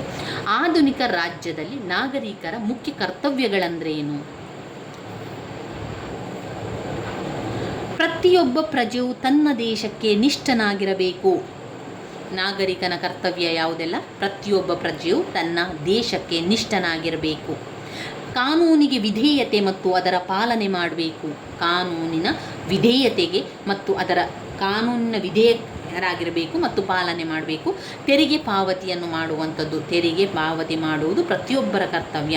ಪ್ರಾಮಾಣಿಕವಾಗಿ ಮತದಾನ ಮಾಡುವುದು. ಶಾಂತಿ ವ್ಯವಸ್ಥೆ ಕಾಪಾಡುವಲ್ಲಿ ನೆರವು. ಇತರ ಕರ್ತವ್ಯಗಳು ಅಂದರೆ ಸಹಿಷ್ಣುತೆ ಮನೋಭಾವ ತೋರುವಂಥದ್ದು, ಸಾರ್ವಜನಿಕ ಹಿತ ಆದ್ಯತೆ ನೀಡುವುದು, ಸಾಕ್ಷರತೆಯನ್ನು ಬೆಳೆಯಲು ಮುಂದಾಗುವುದು, ಇದೆಲ್ಲ ಕೂಡ ನಾಗರಿಕರ ಕರ್ತವ್ಯಗಳಾಗಿರ್ತದೆ. ನಾಗರಿಕರ ಕರ್ತವ್ಯಗಳನ್ನು ಮತ್ತೊಮ್ಮೆ ಹೇಳುವ: ಪ್ರತಿಯೊಬ್ಬ ಪ್ರಜೆಯು ತನ್ನ ದೇಶಕ್ಕೆ ನಿಷ್ಠನಾಗಿರಬೇಕು. ಪ್ರತಿಯೊಬ್ಬ ಪ್ರಜೆಯು ತನ್ನ ದೇಶಕ್ಕೆ ನಿಷ್ಠನಾಗಿರಬೇಕು. ಇಲ್ಲಿ ನಿಷ್ಠೆ ಎಂದರೆ ದೇಶದ ಘನತೆ, ಗೌರವ, ಪ್ರತಿಷ್ಠೆ, ಸಮಗ್ರತೆ ಕಾಪಾಡಿಕೊಂಡು ಬರುವಂಥದ್ದು ಎಂದರ್ಥ. ದೇಶದ ಏಕತೆ, ಸ್ವಾತಂತ್ರ್ಯ, ಒಗ್ಗಟ್ಟು ಕಾಪಾಡಿಕೊಂಡು ಬರುವಲ್ಲಿ ನಾಗರಿಕರು ಸರ್ವ ವಿಧದಲ್ಲಿ ನೆರವು ನೀಡಬೇಕಾಯಿತು. 2, ಕಾನೂನಿಗೆ ವಿಧೇಯತೆ ಮತ್ತು ಅದರ ಪಾಲನೆ. ಕಾನೂನಿಗೆ ವಿಧೇಯತೆ ಮತ್ತು ಅದರ ಪಾಲನೆ.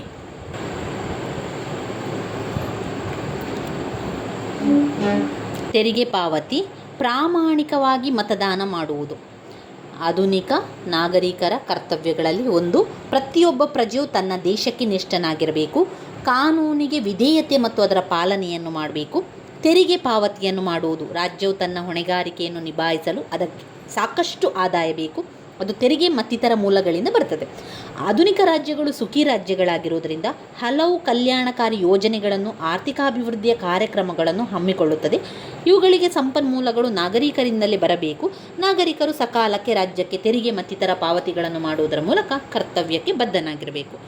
ಇನ್ನು 4ನೇದು, ಪ್ರಾಮಾಣಿಕವಾಗಿ ಮತದಾನ ಮಾಡುವುದು. ಮತದಾನವು ಪ್ರಜಾಪ್ರಭುತ್ವ ವ್ಯವಸ್ಥೆಯ ಆಧಾರ ಸ್ತಂಭದಂತಿದೆ.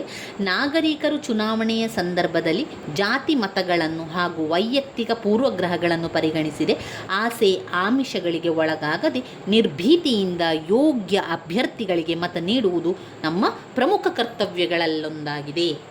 ಇನ್ನು ಶಾಂತಿ ವ್ಯವಸ್ಥೆ ಕಾಪಾಡುವಲ್ಲಿ ನೆರವು.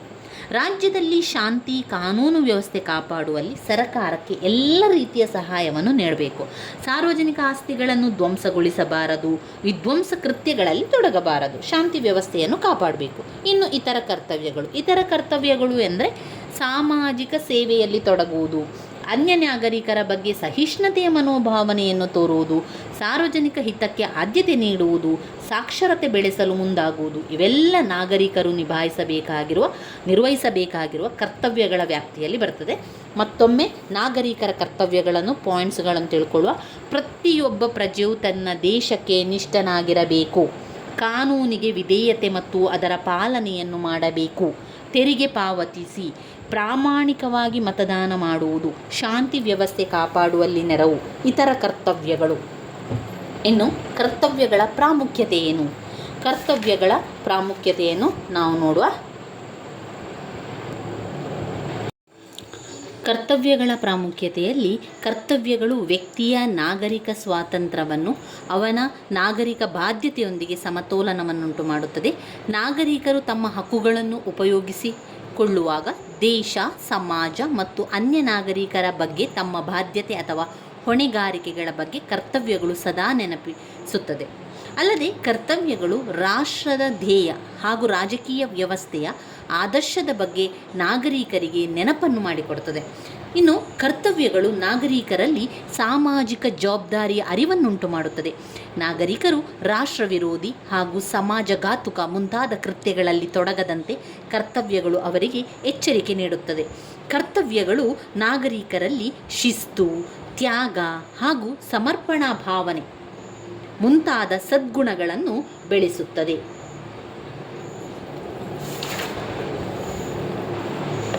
ಅವುಗಳು ರಾಜ್ಯದ ಕಾರ್ಯನಿರ್ವಹಣೆಯಲ್ಲಿ ನಾಗರಿಕರ ಸ್ಥಾನಮಾನವನ್ನು ಬೆಳಕಿಗೆ ತರುತ್ತದೆ. ಕರ್ತವ್ಯಗಳು ಕಾನೂನುಗಳ ಸಂವಿಧಾನಬದ್ಧತೆಯನ್ನು ಪರಿಶೀಲಿಸಲು ಹಾಗೂ ಅವುಗಳ ಯುಕ್ತಾಯುಕ್ತತೆಯನ್ನು ನಿರ್ಧರಿಸುವಲ್ಲಿ ನ್ಯಾಯಾಲಯಗಳಿಗೆ ಸಹಕಾರಿಯಾಗಿದೆ. ಇನ್ನು ಬರುವಂತಹ ಮುಖ್ಯವಾದಂತಹ ಘಟಕ 11 ಹಕ್ಕುಗಳ ವರ್ಗೀಕರಣ. ವೆರಿ ಇಂಪಾರ್ಟೆಂಟ್ ಆಗಿರುವಂತಹ ಪ್ರಶ್ನೆ. ಹಕ್ಕುಗಳ ವರ್ಗೀಕರಣವನ್ನು ತಿಳಿಸಿ ಅಥವಾ ಹಕ್ಕುಗಳ ವಿಧಗಳೇನು? ಅದರಲ್ಲಿ ನೈತಿಕ ಹಕ್ಕು, ಕಾನೂನುಬದ್ಧ ಹಕ್ಕುಗಳು. ಕಾನೂನುಬದ್ಧ ಹಕ್ಕುಗಳಲ್ಲಿ ನಾಗರಿಕ ಹಕ್ಕು, ರಾಜಕೀಯ ಹಕ್ಕು, ಮೂಲಭೂತ ಹಕ್ಕುಗಳನ್ನು ಕಾಣ್ಬೋದು. ಹಕ್ಕುಗಳ ವರ್ಗೀಕರಣವನ್ನು ನೋಡುವ. ನೋಡಿ, ಈ ರೇಖಾಚಿತ್ರವನ್ನು ನೋಡಿಕೊಂಡು ನೀವು ಹಕ್ಕುಗಳ ವರ್ಗೀಕರಣ, ಹಕ್ಕುಗಳ ವಿಧಗಳು ಬಂದರೆ ಕಾಲು ಪುಟದಷ್ಟು ನೀವು ಆ ರೇಖಾಚಿತ್ರವನ್ನು ಮಾಡಿ ಬರಿಬೇಕು. ಮತ್ತು ಅದರ ರೀತಿಯಲ್ಲಿ ವಿವರಿಸ್ತಾ ಹೋಗಿ. ಹಕ್ಕುಗಳಲ್ಲಿ ಒಂದು ನೈತಿಕ ಹಕ್ಕು, ಇನ್ನೊಂದು ಕಾನೂನು ಹಕ್ಕುಗಳು. ನೈತಿಕ ಹಕ್ಕು ಮತ್ತು ಕಾನೂನು ಹಕ್ಕುಗಳು. ನೈತಿಕ ಹಕ್ಕುಗಳಲ್ಲಿ ಮೂಲಭೂತ ಹಕ್ಕುಗಳನ್ನು ಕಾಣ್ಬೋದು. ನೈತಿಕ ಹಕ್ಕುಗಳು, ಮೂಲಭೂತ ಹಕ್ಕುಗಳು. ಕಾನೂನು ಹಕ್ಕುಗಳಲ್ಲಿ ನಾಗರಿಕ ಹಕ್ಕುಗಳು ಮತ್ತು ರಾಜಕೀಯ ಹಕ್ಕುಗಳು. ಹಕ್ಕುಗಳಲ್ಲಿ 2 ವಿಧ, ನೆನಪಲ್ಲಿಟ್ಕೊಳ್ಳಿ. ನೈತಿಕ ಹಕ್ಕುಗಳು ಮತ್ತು ಕಾನೂನು ಹಕ್ಕುಗಳು. ನೈತಿಕ ಹಕ್ಕುಗಳಲ್ಲಿ ಮತ್ತೆ ಪಾಯಿಂಟ್ಸ್, ಮೂಲಭೂತ ಹಕ್ಕುಗಳು. ಕಾನೂನು ಹಕ್ಕುಗಳಲ್ಲಿ ನಾಗರಿಕ ಹಕ್ಕುಗಳು ಮತ್ತು ರಾಜಕೀಯ ಹಕ್ಕುಗಳು. ಮೊದಲಿಗೆ ನೈತಿಕ ಹಕ್ಕಿನ ಬಗ್ಗೆ ತಿಳ್ಕೊಳ್ಳೋಣ. ನೈತಿಕ ಹಕ್ಕು ಅಂದರೆ ಸಮಾಜದ ನೀತಿ ಅಥವಾ ನೈತಿಕ ನಿಯಮಗಳನ್ನು ಆಧರಿಸುವ ಹಕ್ಕುಗಳು ನೈತಿಕ ಹಕ್ಕು. ಈ ಹಕ್ಕುಗಳಿಗೆ ಸಾರ್ವಜನಿಕ ಅಭಿಪ್ರಾಯದ ತಳಹದಿ ಇರುತ್ತದೆ. ಈ ಹಕ್ಕುಗಳಿಗೆ ನ್ಯಾಯಾಂಗದ ಅಥವಾ ಕಾನೂನಿನ ಬೆಂಬಲ ಇರುವುದಿಲ್ಲ. ಇವುಗಳನ್ನು ನ್ಯಾಯಾಲಯಗಳಿಂದ ಜಾರಿಗೊಳಿಸುವಂತಿಲ್ಲ. ರೂಢಿ, ಪದ್ಧತಿ, ಸಂಪ್ರದಾಯಗಳೇ ನೈತಿಕ ಹಕ್ಕುಗಳಿಗೆ ಆಧಾರಗಳಾಗಿವೆ. ಇವುಗಳ ಉಲ್ಲಂಘನೆಗೆ ನ್ಯಾಯಾಲಯದಿಂದ ಪರಿಹಾರ ಸಿಗುವುದಿಲ್ಲ. ಇದರ ದಂಡನಾ ಶಕ್ತಿ ಎಂದರೆ ಸಮಾಜದ ಬಹಿಷ್ಕಾರ, ವಾಗ್ದಂಡನೆ ಮೊದಲಾದವು. ಉದಾಹರಣೆಗೆ ನಾವು ನೋಡಿದರೆ, ವೃದ್ಧಾಪ್ಯದಲ್ಲಿ ತಮ್ಮ ಮಕ್ಕಳಿಂದ ಆಸರೆ ಪಡೆಯುವುದು ತಂದೆ ತಾಯಿಗಳ ನೈತಿಕ ಹಕ್ಕು. ಆದರೆ ಅವರನ್ನು ಅಲಕ್ಷಿಸಿದರೆ ಏನು ಮಾಡ್ತದೆ? ಕಾನೂನು ಪರಿಹಾರ ದೊರಕದು ಅಂತ ಹೇಳುವಂಥದ್ದು ನೈತಿಕ ಹಕ್ಕು. ಇನ್ನು ಕಾನೂನುಬದ್ಧ ಹಕ್ಕುಗಳನ್ನು ನೋಡಿದರೆ ಅದು ಶಾಸನಬದ್ಧ ಹಕ್ಕು. ರಾಜ್ಯದ ಮನ್ನಣೆ ಪಡೆದು ಜಾರಿಗೆ ಬರುವಂಥದ್ದೇ ಕಾನೂನುಬದ್ಧ ಹಕ್ಕು. ಶಾಸನಬದ್ಧ ಹಕ್ಕುಗಳನ್ನು ಉಲ್ಲಂಘಿಸಿದವರನ್ನು ರಾಜ್ಯ ಶಿಕ್ಷಿಸುತ್ತದೆ. ಅವುಗಳ ಉಲ್ಲಂಘನೆಯಾದಾಗ ನ್ಯಾಯಾಲಯದಲ್ಲಿ ಕಾನೂನು ಕ್ರಮವನ್ನು ಕೈಗೊಂಡು ಪರಿಹಾರವನ್ನು ಕೂಡ ಪಡೆಯಬಹುದು. ಕಾನೂನು ಹಕ್ಕುಗಳು ನಮಗೆ ತೊಂದರೆ ಉಂಟಾದರೆ ಅಥವಾ ಯಾವುದಾದ್ರೂ ಉಲ್ಲಂಘನೆ ಆದರೆ ಅದರಿಂದ ನಮಗೆ ಪರಿಹಾರ ಸಿಗ್ತದೆ. ಆದರೆ ನೈತಿಕ ಹಕ್ಕಿನಲ್ಲಿ ಹಾಗಲ್ಲ, ನಮಗೆ ಅದರಲ್ಲಿ ಯಾವುದೇ ರೀತಿಯ ಪರಿಹಾರ ಸಿಗುವುದಿಲ್ಲ. ಕಾನೂನುಬದ್ಧ ಹಕ್ಕುಗಳನ್ನು ನಾಗರಿಕ, ಆರ್ಥಿಕ ಮತ್ತು ರಾಜಕೀಯ ಹಕ್ಕುಗಳೆಂದು ವರ್ಗೀಕರಿಸಲಾಗಿದೆ. ಕಾನೂನು ಹಕ್ಕುಗಳಲ್ಲಿ ಎರಡು ವಿಧ, ಒಂದು ನಾಗರಿಕ ಹಕ್ಕು, ಮತ್ತೊಂದು ರಾಜಕೀಯ ಹಕ್ಕು. ನಾಗರಿಕ ಹಕ್ಕುಗಳಲ್ಲಿ ಮತ್ತೆ ಕೆಲವು ಪಾಯಿಂಟ್ಸ್ಗಳನ್ನು ಕಾಣ್ಬೋದು. ನಾಗರಿಕ ಹಕ್ಕುಗಳು ವ್ಯಕ್ತಿಗಳ ಜೀವಿಸುವ ಹಕ್ಕು, ಕೌಟುಂಬಿಕ, ಧಾರ್ಮಿಕ, ಶೈಕ್ಷಣಿಕ ಇದೆಲ್ಲ ಕೂಡ ವಿಚಾರಗಳು ಬರ್ತದೆ. ಈ ನಾಗರಿಕ ಹಕ್ಕುಗಳು ಯಾವುದು? ನಮ್ಮ ಹಕ್ಕುಗಳು. ನಾವು ಅಂದರೆ ನಾಗರಿಕರಲ್ವಾ. ನಮ್ಮ ಹಕ್ಕುಗಳೇನು? ಒಂದು ಜೀವಿಸುವ ಹಕ್ಕು. ಪ್ರತಿಯೊಬ್ಬರಿಗೂ ಕೂಡ ಜೀವಿಸುವ ಹಕ್ಕು ಇದೆ. ಜೀವಿಸುವ ಹಕ್ಕು. ಕೌಟುಂಬಿಕ ಹಕ್ಕು, ಜೀವಿಸುವ ಹಕ್ಕು, ಕೌಟುಂಬಿಕ ಹಕ್ಕು, ಧಾರ್ಮಿಕ ಹಕ್ಕು, ಶೈಕ್ಷಣಿಕ ಹಕ್ಕು, ವಾಕ್ ಸ್ವಾತಂತ್ರ್ಯದ ಹಕ್ಕು, ಸಭೆ ಮತ್ತು ಸಂಘ ಸ್ವಾತಂತ್ರ್ಯದ ಹಕ್ಕು, ಸಮಾನತೆಯ ಹಕ್ಕು. ಇದೆಲ್ಲ ನಮ್ಮ ಹಕ್ಕುಗಳು ಸ್ನೇಹಿತರೆ.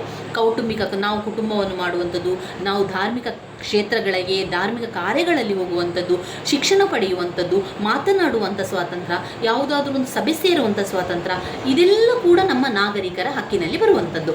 ನಾಗರಿಕ ಹಕ್ಕುಗಳನ್ನು ಮತ್ತೊಮ್ಮೆ ಹೇಳ್ತಾನೆ. ಜೀವಿಸುವ ಹಕ್ಕು, ಜೀವಿಸುವ ಹಕ್ಕು, ಕೌಟುಂಬಿಕ ಹಕ್ಕು, ಕೌಟುಂಬಿಕ ಹಕ್ಕು, ಧಾರ್ಮಿಕ ಹಕ್ಕು, ಧಾರ್ಮಿಕ ಹಕ್ಕು, ಶೈಕ್ಷಣಿಕ ಹಕ್ಕು, ಶೈಕ್ಷಣಿಕವಾದ ಹಕ್ಕು, ವಾಕ್ ಸ್ವಾತಂತ್ರ್ಯದ ಹಕ್ಕು, ವಾಕ್ ಸ್ವಾತಂತ್ರ್ಯದ ಹಕ್ಕು, ಸಭೆ ಮತ್ತು ಸಂಘ ಸ್ವಾತಂತ್ರ್ಯ, ಸಭೆ ಮತ್ತು ಸಂಘ ಸ್ವಾತಂತ್ರ್ಯ, ಸಮಾನತೆಯ ಹಕ್ಕು, ಸಮಾನತೆಯ ಹಕ್ಕು ಬರ್ತದೆ ಅದರಲ್ಲಿ. ಹಾಗೆಯೇ ಸ್ವಾತಂತ್ರ್ಯದ ಹಕ್ಕು, ಸ್ವಾತಂತ್ರ್ಯದ ಹಕ್ಕು, ಆಸ್ತಿಯ ಹಕ್ಕು, ಉದ್ಯೋಗದ ಹಕ್ಕು. ನಮಗೆ ಸ್ವಾತಂತ್ರ್ಯ ಇದೆ, ನಮಗೆ ಆಸ್ತಿಯನ್ನು ಪಡೆಯುವ ಹಕ್ಕಿದೆ, ನಮಗೆ ಉದ್ಯೋಗವನ್ನು ಪಡೆಯುವಂಥ ಹಕ್ಕಿದೆ. ಸ್ವಾತಂತ್ರ್ಯದ ಹಕ್ಕು, ಆಸ್ತಿಯ ಹಕ್ಕು, ಉದ್ಯೋಗದ ಹಕ್ಕು, ಇವಿಷ್ಟು ನಾಗರಿಕರ ಹಕ್ಕುಗಳಲ್ಲಿ ಬರುವಂಥದ್ದು. ಮತ್ತೊಮ್ಮೆ ಹೇಳ್ತಾ ಹೋಗುವ, ಹಕ್ಕುಗಳಲ್ಲಿ ಎರಡು ವಿಧ, ನೈತಿಕ ಹಕ್ಕು ಮತ್ತು ಕಾನೂನು ಹಕ್ಕುಗಳು. ನೈತಿಕ ಹಕ್ಕಿನಲ್ಲಿ ಮೂಲಭೂತ ಹಕ್ಕುಗಳನ್ನು ಕಾಣುವಂಥದ್ದು. ಕಾನೂನುಬದ್ಧ ಹಕ್ಕುಗಳಲ್ಲಿ ಮತ್ತೆರಡು ವಿಧ, ನಾಗರಿಕ ಹಕ್ಕುಗಳು ಮತ್ತು ರಾಜಕೀಯ ಹಕ್ಕುಗಳು. ನಾಗರಿಕ ಹಕ್ಕುಗಳು, ನಮ್ಮ ಹಕ್ಕುಗಳು ಯಾವುದಂತ ಹೇಳಿದರೆ, ಜೀವಿಸುವಂಥ ಹಕ್ಕು, ಕೌಟುಂಬಿಕ ಹಕ್ಕು, ಧಾರ್ಮಿಕ ಹಕ್ಕು, ಶೈಕ್ಷಣಿಕ ಹಕ್ಕು, ವಾಕ್ ಸ್ವಾತಂತ್ರ್ಯದ ಹಕ್ಕು, ಸಭೆ ಮತ್ತು ಸಂಘ ಸ್ವಾತಂತ್ರ್ಯದ ಹಕ್ಕು, ಸಮಾನತೆಯ ಹಕ್ಕು, ಸ್ವಾತಂತ್ರ್ಯದ ಹಕ್ಕು, ಆಸ್ತಿಯ ಹಕ್ಕು, ಉದ್ಯೋಗದ ಹಕ್ಕಲ್ಲಿ ಬರ್ತದೆ. ಇನ್ನು ರಾಜಕೀಯ ಹಕ್ಕುಗಳು. ರಾಜಕೀಯ ಹಕ್ಕುಗಳಲ್ಲಿ ನೋಡಿದರೆ ನಾವು ರಾಜಕೀಯವಾಗಿ ಮತದಾನ ಮಾಡುವ ಹಕ್ಕು. ಚುನಾವಣೆಯಲ್ಲಿ ಸ್ಪರ್ಧಿಸುವ ಪ್ರತಿಯೊಬ್ಬರು ಕೂಡ 18 ವರ್ಷ ವಯಸ್ಸು ತುಂಬಿದ ನಂತರ ನಾವು ಮತದಾನವನ್ನು ಹಾಕ್ಬೋದು. ಚುನಾವಣೆಯಲ್ಲಿ ನಾವು ಕೂಡ ಭಾಗವಹಿಸ್ಬೋದು. ಸಾರ್ವಜನಿಕ ಹುದ್ದೆಗಳನ್ನು ಪ್ರತಿಯೊಬ್ಬರು ಹೊಂದುವಂಥ ಹಕ್ಕು. ನಮಗೆ ದೂರು ಅನ್ನು ಸಲ್ಲಿಸ್ಬೋದು. ಯಾವುದೇ ಒಂದು ಉಲ್ಲಂಘನೆ ಆಯಿತು, ಯಾವುದೇ ಒಂದು ನಮಗೆ ತೊಂದರೆ ಆಯಿತು ಅಂತಂದರೆ ದೂರನ್ನು ಸಲ್ಲಿಸುವಂಥ ಹಕ್ಕು ನಮಗಿದೆ. ಇದು ರಾಜಕೀಯ ಹಕ್ಕುಗಳಲ್ಲಿ ಬರ್ತದೆ. ಯಾವುದು? ಮತದಾನದ ಹಕ್ಕು, ಮತದಾನದ ಹಕ್ಕು. ಚುನಾವಣೆಯಲ್ಲಿ ಸ್ಪರ್ಧಿಸುವ ಹಕ್ಕು, ಚುನಾವಣೆಯಲ್ಲಿ ಸ್ಪರ್ಧಿಸುವ ಹಕ್ಕು. ಸಾರ್ವಜನಿಕ ಹುದ್ದೆಗಳನ್ನು ಹೊಂದುವ ಹಕ್ಕು, ಸಾರ್ವಜನಿಕ ಹುದ್ದೆಗಳನ್ನು ಹೊಂದುವಂತಹ ಹಕ್ಕು. 4, ದೂರು ಸಲ್ಲಿಸುವ ಹಕ್ಕು, ದೂರು ಸಲ್ಲಿಸುವಂತಹ ಹಕ್ಕು. ಸರಕಾರವನ್ನು ಟೀಕಿಸುವ ಹಕ್ಕು, ಸರಕಾರವನ್ನು ಟೀಕಿಸುವ ಹಕ್ಕು. ಪ್ರತಿಭಟಿಸುವ ಹಕ್ಕು, ಪ್ರತಿಭಟನೆ ಮಾಡುವಂತಹ ಹಕ್ಕು. ಹಕ್ಕುಗಳಲ್ಲಿ ನೈತಿಕ ಹಕ್ಕು ಮತ್ತು ಕಾನೂನುಬದ್ಧ ಹಕ್ಕುಗಳು. ಅದರಲ್ಲಿ ಕಾನೂನುಬದ್ಧ ಹಕ್ಕುಗಳಲ್ಲಿರುವಂಥ 2 ಹಕ್ಕಿನ ಬಗ್ಗೆ ನಾವು ತಿಳ್ಕೊಂಡೆವು, ಅದು ನಾಗರಿಕ ಹಕ್ಕುಗಳು ಮತ್ತು ರಾಜಕೀಯ ಹಕ್ಕುಗಳು. ಈಗ ನೈತಿಕ ಹಕ್ಕುಗಳಲ್ಲಿರುವಂಥದ್ದು ಮೂಲಭೂತ ಹಕ್ಕುಗಳು. ಈ ಮೂಲಭೂತ ಹಕ್ಕುಗಳು ಯಾವುದು? ನಾವು ಈಗಾಗಲೇ ಕಲ್ತಿರುವಂತೆ ಮೂಲಭೂತ ಹಕ್ಕುಗಳು ಅಂದರೆ ಸಮಾನತೆಯ ಹಕ್ಕು, ಸ್ವಾತಂತ್ರ್ಯದ ಹಕ್ಕು, ಶೋಷಣೆಯ ವಿರುದ್ಧದ ಹಕ್ಕು, ಧಾರ್ಮಿಕ ಸ್ವಾತಂತ್ರ್ಯದ ಹಕ್ಕು, ಸಾಂಸ್ಕೃತಿಕ ಮತ್ತು ಶೈಕ್ಷಣಿಕ ಹಕ್ಕು, ಸಂವಿಧಾನಾತ್ಮಕ ಪರಿಹಾರದ ಹಕ್ಕು. ಮೂಲಭೂತ ಹಕ್ಕುಗಳು ಯಾವುದೆಲ್ಲ? ಸಮಾನತೆಯ ಹಕ್ಕು, ಸ್ವಾತಂತ್ರ್ಯದ ಹಕ್ಕು, ಶೋಷಣೆಯ ವಿರುದ್ಧದ ಹಕ್ಕು, ಧಾರ್ಮಿಕ ಸ್ವಾತಂತ್ರ್ಯದ ಹಕ್ಕು, ಸಾಂಸ್ಕೃತಿಕ ಮತ್ತು ಶೈಕ್ಷಣಿಕ ಹಕ್ಕು, ಸಂವಿಧಾನಾತ್ಮಕ ಪರಿಹಾರದ ಹಕ್ಕು. ಸಂವಿಧಾನಾತ್ಮಕ ಪರಿಹಾರದ ಹಕ್ಕು. ಇವಿಷ್ಟು ಹಕ್ಕುಗಳ ವರ್ಗೀಕರಣಗಳಲ್ಲಿ ನಾವು ಕಾಣುವಂಥದ್ದು. ಮತ್ತೊಮ್ಮೆ ಪಾಯಿಂಟ್ಸ್ ಹೇಳ್ತಾ ಹೋಗ್ತಾನೆ. ಹಕ್ಕುಗಳ ವರ್ಗೀಕರಣ ಅಥವಾ ಹಕ್ಕುಗಳ ವಿಧಗಳಲ್ಲಿ 2 ವಿಧಗಳನ್ನು ಕಾಣ್ಬೋದು. ಒಂದು ನೈತಿಕ ಹಕ್ಕುಗಳು ಮತ್ತು ಕಾನೂನುಬದ್ಧ ಹಕ್ಕುಗಳು. ನೈತಿಕ ಹಕ್ಕಿನಲ್ಲಿ ಮೂಲಭೂತ ಹಕ್ಕುಗಳು ಬರ್ತದೆ. ಆ ಮೂಲಭೂತ ಹಕ್ಕುಗಳು ಸಮಾನತೆಯ ಹಕ್ಕು,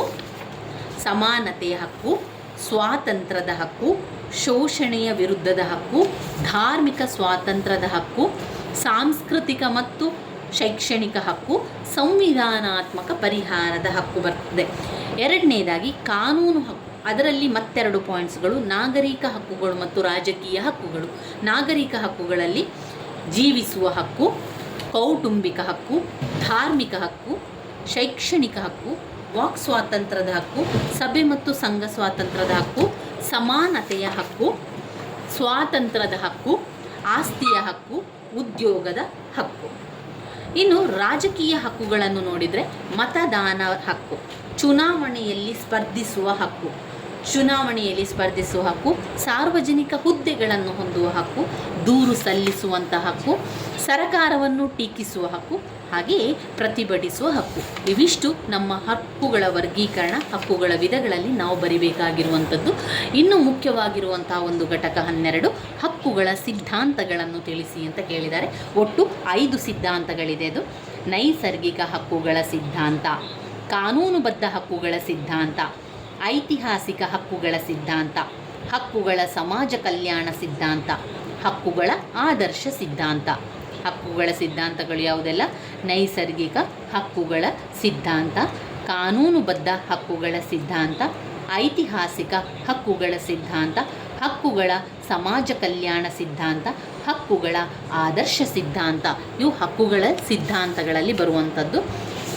ಹಕ್ಕುಗಳ ಸಿದ್ಧಾಂತವನ್ನು ಒಂದು ಸ್ವಲ್ಪ ತಿಳ್ಕೊಳ್ತಾ ಹೋಗುವ. ಹಕ್ಕುಗಳ ಸಿದ್ಧಾಂತಗಳಲ್ಲಿ ಮೊದಲನೆಯದು ನೈಸರ್ಗಿಕ ಹಕ್ಕುಗಳ ಸಿದ್ಧಾಂತ. ನೈಸರ್ಗಿಕ ಹಕ್ಕುಗಳ ಸಿದ್ಧಾಂತದ ಮೂಲವನ್ನು ಪ್ರಾಚೀನ ಗ್ರೀಸ್ ಮತ್ತು ರೋಮ್ಗಳಲ್ಲಿ ಕಾಣ್ಬೋದು. ಜಾನ್ ಲಾಕ್ ಮತ್ತು ಥಾಮಸ್ ಪೇನ್ ಇದರ ಪ್ರಮುಖ ಪ್ರತಿಪಾದಕರು.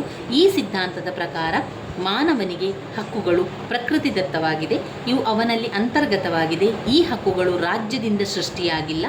ರಾಜ್ಯ ಅಸ್ತಿತ್ವಕ್ಕೆ ಬರುವ ಮೊದಲೇ ಈ ಒಂದು ಹಕ್ಕುಗಳನ್ನು ಮಾನವನು ಅನುಭವಿಸುತ್ತಿದ್ದನು. ಸ್ವಾಭಾವಿಕವಾಗಿ ಬಂದಿರುವಂತಹ ಈ ಹಕ್ಕುಗಳು ವ್ಯಕ್ತಿಯ ಬೆಳವಣಿಗೆಗೆ ತೀರಾ ಅನಿವಾರ್ಯವಾಗಿರುವುದರಿಂದ ಅವುಗಳನ್ನು ನಾವು ನೈಸರ್ಗಿಕ ಹಕ್ಕು ಅಂತ ಹೇಳುವಂಥದ್ದು. ಮನುಷ್ಯನು ಹಕ್ಕುಗಳ ಜೊತೆಯಲ್ಲಿಯೇ ಹುಟ್ಟಿದ್ದಾನೆ, ಆದುದರಿಂದ ಅವು ಅವರ್ಗೀಯವಾಗಿದೆ. ಮನುಷ್ಯನ ಚರ್ಮದ ಬಣ್ಣದಷ್ಟೇ ಆ ಹಕ್ಕುಗಳು ಸಹಜವಾಗಿರುವಂಥದ್ದು, ಹಾಗೆಯೇ ಸ್ವಾಭಾವಿಕವಾಗಿರುವಂಥದ್ದು. ಅವುಗಳು ವೈಚಾರಿಕ ತಳಹದಿಯ ಮೇಲೆ ಆಧಾರಿತವಾಗಿದೆ. ಈ ಹಕ್ಕುಗಳು ಪ್ರಕೃತಿ ನಿಯಮದ ತಳಹದಿಯ ಮೇಲೆ ಸೃಷ್ಟಿಸಲ್ಪಟ್ಟಿದೆ. ನೈಸರ್ಗಿಕ ಹಕ್ಕುಗಳನ್ನು ರಾಜ್ಯ ಮತ್ತು ಸಮಾಜ ಅಸ್ತಿತ್ವಕ್ಕೆ ಬರುವ ಮೊದಲೇ ಜನರು ಪಡೆದಿದ್ದರೆಂದು ಈ ಸಿದ್ಧಾಂತ ತಿಳಿಸುತ್ತದೆ. ಇಂದಿನ ರಾಜ್ಯದ ಕರ್ತವ್ಯವು ಈ ನೈಸರ್ಗಿಕ ಹಕ್ಕುಗಳನ್ನು ಸಂರಕ್ಷಿಸಿ ಉಳಿಸಿಕೊಂಡು ಬರುವುದಾಗಿ. ಈ ಹಕ್ಕುಗಳನ್ನು ರಾಜ್ಯವು ಮೊಟಕುಗೊಳಿಸುವಂತಿಲ್ಲ ಮತ್ತು ಕಸಿದುಕೊಳ್ಳುವಂತಿಲ್ಲ. ಈ ನೈಸರ್ಗಿಕ ಹಕ್ಕುಗಳ ಸಿದ್ಧಾಂತವು ಮಾನವನ ವಿಕಾಸದ ಇತಿಹಾಸದಲ್ಲಿ ಗಣನೀಯ ಪಾತ್ರವನ್ನು ವಹಿಸಿದೆ. ಈ ಸಿದ್ಧಾಂತವು ಅಮೆರಿಕ, ಫ್ರೆಂಚ್ ಕ್ರಾಂತಿಗಳ ಹಾಗೂ ಸಂವಿಧಾನಾತ್ಮಕ ಹೋರಾಟಗಳ ಮೇಲೆ ಮಹತ್ತರವಾದ ಪ್ರಭಾವವನ್ನು ಕೂಡ ಬೀರಿದೆ. ಇವೆಲ್ಲ ವಿಚಾರಗಳು ನೈಸರ್ಗಿಕ ಹಕ್ಕುಗಳ ಸಿದ್ಧಾಂತಗಳಲ್ಲಿ ಬರುವಂಥದ್ದು. ಇನ್ನು ಎರಡನೆಯದು ನಾವು ನೋಡಿದರೆ ಕಾನೂನುಬದ್ಧ ಹಕ್ಕುಗಳ ಸಿದ್ಧಾಂತ. ಕಾನೂನುಬದ್ಧ ಹಕ್ಕುಗಳ ಸಿದ್ಧಾಂತವು ನೈಸರ್ಗಿಕ ಹಕ್ಕುಗಳ ಸಿದ್ಧಾಂತಕ್ಕೆ ವಿರುದ್ಧವಾದುದು. ಕಾನೂನುಬದ್ಧ ಹಕ್ಕುಗಳ ಸಿದ್ಧಾಂತದ ಪ್ರಕಾರ ಹಕ್ಕುಗಳು ವ್ಯಕ್ತಿಗೆ ನೈಸರ್ಗಿಕವಾಗಿ ಬಂದಿಲ್ಲ, ಅವುಗಳು ರಾಜ್ಯದ ಸೃಷ್ಟಿಯಾಗಿದೆ. ಅವುಗಳನ್ನು ರಕ್ಷಿಸಿಕೊಂಡು ಹೋಗುವಂಥ ಹೊಣೆ ರಾಜ್ಯದ್ದಾಗಿದೆ. ರಾಜ್ಯದ ಶಾಸನಗಳು ಪ್ರಜೆಗಳ ಹಕ್ಕುಗಳನ್ನು ನಿರ್ಧರಿಸುತ್ತದೆ. ರಾಜ್ಯವು ಮಾನ್ಯ ಮಾಡಿದಂಥ ಹಕ್ಕುಗಳನ್ನು ಜನರು ಅನುಭವಿಸುತ್ತಾರೆ. ಹಕ್ಕುಗಳ ಸ್ವರೂಪ, ವ್ಯಾಪ್ತಿ ಮತ್ತು ಅವುಗಳ ತಿರುಳನ್ನು ಗೊತ್ತು ಮಾಡುವ ಅಧಿಕಾರ ರಾಜ್ಯಕ್ಕಿದೆ. ಎಲ್ಲ ಹಕ್ಕುಗಳ ಮೂಲ ರಾಜ್ಯವೇ ಆಗಿರೋದ್ರಿಂದ ವ್ಯಕ್ತಿಯು ರಾಜ್ಯಕ್ಕೆ ವಿರೋಧವಾದ ಹಕ್ಕುಗಳನ್ನು ಪಡೆದಿರಲು ಸಾಧ್ಯವಿಲ್ಲ. ರಾಜ್ಯ ಕಾನೂನುಗಳ ಮೂಲಕ ಗೊತ್ತು ಮಾಡಿರುವಂಥ ಹಕ್ಕುಗಳನ್ನು ಮಾತ್ರ ವ್ಯಕ್ತಿ ಅನುಭವಿಸಲು ಸಾಧ್ಯ. ಕಾನೂನುಗಳ ರಕ್ಷಣೆ ಇಲ್ಲದೆ ಯಾವ ಹಕ್ಕು ವಾಸ್ತವ್ಯದಲ್ಲಿ ಅಸ್ತಿತ್ವದಲ್ಲಿರಲು ಸಾಧ್ಯವಿಲ್ಲ. ರಾಜ್ಯವು ಹಕ್ಕುಗಳ ಸೃಷ್ಟಿಕರ್ತ ಮತ್ತು ರಕ್ಷಕ ಅಂತ ಹೇಳ್ತಾರೆ. ಹಾಗೆ 3ನೇ ಪಾಯಿಂಟಲ್ಲಿ ಹಕ್ಕುಗಳ ಐತಿಹಾಸಿಕ ಸಿದ್ಧಾಂತ. ಹಕ್ಕುಗಳ ಐತಿಹಾಸಿಕ ಸಿದ್ಧಾಂತ. ಈ ಸಿದ್ಧಾಂತದ ಮುಖ್ಯ ಪ್ರತಿಪಾದಕರೆಂದರೆ ಸರ್ ಹೆನ್ರಿ ಮೇನ್ ಮತ್ತು ಡಿ.ಜಿ. ರಿಬೆ. ಹಕ್ಕುಗಳು ಇತಿಹಾಸದ ಕೊಡುಗೆಗಳಾಗಿವೆ ಎಂಬುದು ಐತಿಹಾಸಿಕ ಸಿದ್ಧಾಂತದ ಪ್ರತಿಪಾದನೆಯಾಗಿದೆ. ಜನರ ಬೇಡಿಕೆಗಳಿಗೆ ಅನುಗುಣವಾಗಿ ಹಕ್ಕುಗಳು ಬೆಳೆದು ಬಂದಿರುವಂಥದ್ದು. ಸಂಪ್ರದಾಯ, ರೂಢಿ ಇತ್ಯಾದಿಗಳು ಹಕ್ಕುಗಳ ಮೂಲವಾಗಿದೆ. ಯಾವಾಗ ಒಂದು ಪದ್ಧತಿ ಅಥವಾ ರೂಢಿಯನ್ನು ದೀರ್ಘಕಾಲದವರೆಗೆ ಆಚರಿಸಿಕೊಂಡು ಬರಲಾಗುತ್ತದೆಯೋ ಆಗ ಅದು ಹಕ್ಕಾಗುತ್ತದೆ. ಸಮಾಜ ಮಾನ್ಯತೆ ನೀಡಿದಾಗ ಮತ್ತು ರಾಜ್ಯ ಅವುಗಳನ್ನು ಅಂಗೀಕರಿಸಿದಾಗ ಆ ಹಕ್ಕು ಏನಾಗ್ತದೆ? ಪರಿವರ್ತನೆ ಆಗ್ತದೆ. ರೂಢಿಗಳ ಘನೀಭೂತ ರೂಪವೇ ಹಕ್ಕುಗಳಾಗಿರುವಂಥದ್ದು ಎಂಬುದು ಈ ಹಕ್ಕುಗಳ ಐತಿಹಾಸಿಕ ಸಿದ್ಧಾಂತಗಳಲ್ಲಿ ಬರುವಂಥದ್ದು. ಇನ್ನು 4ನೇ ಸಿದ್ಧಾಂತ ಅಂದರೆ ಹಕ್ಕುಗಳ ಸಮಾಜ ಕಲ್ಯಾಣ ಸಿದ್ಧಾಂತ. ಹಕ್ಕುಗಳ ಸಮಾಜ ಕಲ್ಯಾಣ ಸಿದ್ಧಾಂತ. ಈ ಸಿದ್ಧಾಂತದ ಮುಖ್ಯ ಪ್ರತಿಪಾದಕರು ರಾಸ್ಕೋ ಫೌಂಟ್, ಚಾಫ್ ಮತ್ತು ಉಪಯುಕ್ತವಾದಿಗಳಂತಹ ಬೆಂಥ್ಯಾಮ್, ಜೆ.ಎಸ್. ಮಿಲ್ಲರ್ ಅವರು. 19ನೇ ಶತಮಾನದ ಉತ್ತರಾರ್ಧದಲ್ಲಿ ಹಕ್ಕುಗಳ ಸಮಾಜ ಕಲ್ಯಾಣ ಸಿದ್ಧಾಂತದ ಪ್ರಕಾರ ಹಕ್ಕುಗಳು ಸಮಾಜದಿಂದ ಹುಟ್ಟುತ್ತದೆ. ಹಾಗೆ ಸಮಾಜ ಕಲ್ಯಾಣ ಅವುಗಳ ಉಪಯುಕ್ತತೆಯನ್ನು ನಿರ್ಧರಿಸಲಾಗುತ್ತದೆ ಅಂತ ಹೇಳ್ತಾರೆ. ಅತ್ಯಧಿಕ ಸಂಖ್ಯೆಯ ಜನರ ಅತ್ಯಧಿಕ ಸುಖ ಸಾಧನೆ ಹಕ್ಕುಗಳ ಓರೆಗಲ್ಲು ಎಂದು ಈ ಸಿದ್ಧಾಂತ ತಿಳಿಸುತ್ತದೆ. ಯಾವ ಸನ್ನಿವೇಶಗಳು ವ್ಯಕ್ತಿಯ ಸುಖವನ್ನು ಹೆಚ್ಚಿಸಿ ದುಃಖವನ್ನು ಕಡಿಮೆ ಮಾಡುತ್ತದೆಯೋ ಅಂತಹ ಸನ್ನಿವೇಶಗಳೇ ಹಕ್ಕುಗಳಾಗಿದೆ. ಅಂತಹ ಸನ್ನಿವೇಶಗಳನ್ನು ರಾಜ್ಯ ಕಲ್ಪಿಸಬೇಕು ಎನ್ನುವುದೇ ಈ ಸಿದ್ಧಾಂತದ ಪ್ರತಿಪಾದನೆಯಾಗಿರುವಂಥದ್ದು. ಲಾಸ್ಕಿಯವರು ಸಮಾಜ ಕಲ್ಯಾಣ ಸಿದ್ಧಾಂತದ ಉಪಯುಕ್ತತೆಯನ್ನು ಅಂಗೀಕರಿಸಿ ಐಹಿಕ ಪ್ರಯೋಜನವೇ ಹಕ್ಕುಗಳ ತಳಹದಿ ಎಂದು ಅಭಿಪ್ರಾಯಪಟ್ಟಿದ್ದಾರೆ. ಲಾಸ್ಕಿ ಹೇಳಿರುವಂತೆ ಒಂದು ಹಕ್ಕಿನ ಪರೀಕ್ಷಾ ಮಾಪನ ಅದರ ಉಪಯುಕ್ತತೆ ಮತ್ತು ಹಕ್ಕಿನ ಉಪಯುಕ್ತತೆ ಎಂದರೆ ರಾಜ್ಯದ ಸರ್ವ ಸದಸ್ಯರಿಗಿರುವ ಅದರ ಪ್ರಾಮುಖ್ಯತೆ. ನಾನು ಸಾರ್ವಜನಿಕ ಕಲ್ಯಾಣದ ವಿರುದ್ಧ ಹಕ್ಕುಗಳನ್ನು ಪಡೆಯಲು ಸಾಧ್ಯವಿಲ್ಲ. ಕಾರಣವೇನೆಂದರೆ ಅಂತಿಮವಾಗಿ ನನ್ನ ಹಿತಾಸಕ್ತಿಯನ್ನು ಬೇರ್ಪಡಿಸಲಾಗದಂತಹ ನಿಕಟ ಸಂಬಂಧವನ್ನು ಹೊಂದಿರುವ ಸಾರ್ವಜನಿಕ ಹಿತದ ವಿರುದ್ಧ ನನಗೆ ಹಕ್ಕನ್ನು ಕೊಟ್ಟಂತೆ. ಸರ್ವರ ಒಳಿತನ್ನು ಸಾಧಿಸುವುದಕ್ಕೋಸ್ಕರ ಹಕ್ಕು ಇವೆ. ಆದ್ದರಿಂದ ಯಾವ ಹಕ್ಕುಗಳಿಂದ ಸಮಾಜದ ಗುರಿ ಸಾಧನೆಯಾಗುತ್ತದೆಯೋ ಅಂತಹ ಹಕ್ಕುಗಳನ್ನು ನಾವು ಅಂಗೀಕರಿಸಬೇಕೆಂದು ಲಾಸ್ಕಿಯವರ ಅಭಿಪ್ರಾಯವಾಗಿದೆ. ಹಕ್ಕುಗಳು ಸಮಾಜ ಕಲ್ಯಾಣಕ್ಕೆ ಸಹಾಯಕವಾಗಬೇಕು ಎಂದು ಹಾಬ್ಸ್ ತಮ್ಮ ವಿಚಾರವನ್ನು ವ್ಯಕ್ತಪಡಿಸಿದ್ದಾರೆ. ಇನ್ನು ಬರುವಂಥದ್ದು ಹಕ್ಕುಗಳ ಆದರ್ಶವಾದ ಸಿದ್ಧಾಂತ. ಹಕ್ಕುಗಳ ಆದರ್ಶವಾದ ಸಿದ್ಧಾಂತದಲ್ಲಿ ಆದರ್ಶವಾದ ಹಕ್ಕುಗಳ ಸಿದ್ಧಾಂತವನ್ನು ವ್ಯಕ್ತಿತ್ವದ ಸಿದ್ಧಾಂತ ಎಂದು ಕರೆಯಲಾಗಿದೆ. Kant, Henry, T H. Green, Bosanquet ಮುಂತಾದವರು ಈ ಸಿದ್ಧಾಂತದ ಮುಖ್ಯ ಪ್ರತಿಪಾದಕರು. ಮಾನವನ ವ್ಯಕ್ತಿತ್ವದ ಹಕ್ಕು ಬಹಳ ಮುಖ್ಯವಾದುದು. ಮಾನವನ ವ್ಯಕ್ತಿತ್ವದ ವಿಕಾಸಕ್ಕೋಸ್ಕರ ಎಲ್ಲ ಹಕ್ಕುಗಳು ವ್ಯಕ್ತಿತ್ವದ ಹಕ್ಕಿಗೆ ಅಧೀನವಾಗಿರಬೇಕು. ಉದಾಹರಣೆಗೆ ಜೀವಿಸುವ ಹಕ್ಕು, ಆಸ್ತಿಯ ಹಕ್ಕು, ಸ್ವಾತಂತ್ರ್ಯದ ಹಕ್ಕು ಇವೇ ಮೊದಲಾದವುಗಳು ಮಾನವನ ವ್ಯಕ್ತಿತ್ವದ ಬೆಳವಣಿಗೆಗೆ ಅವು ಮಾಡುವ ಸಹಾಯದಿಂದ ನಿರ್ಧರಿಸಬಹುದು.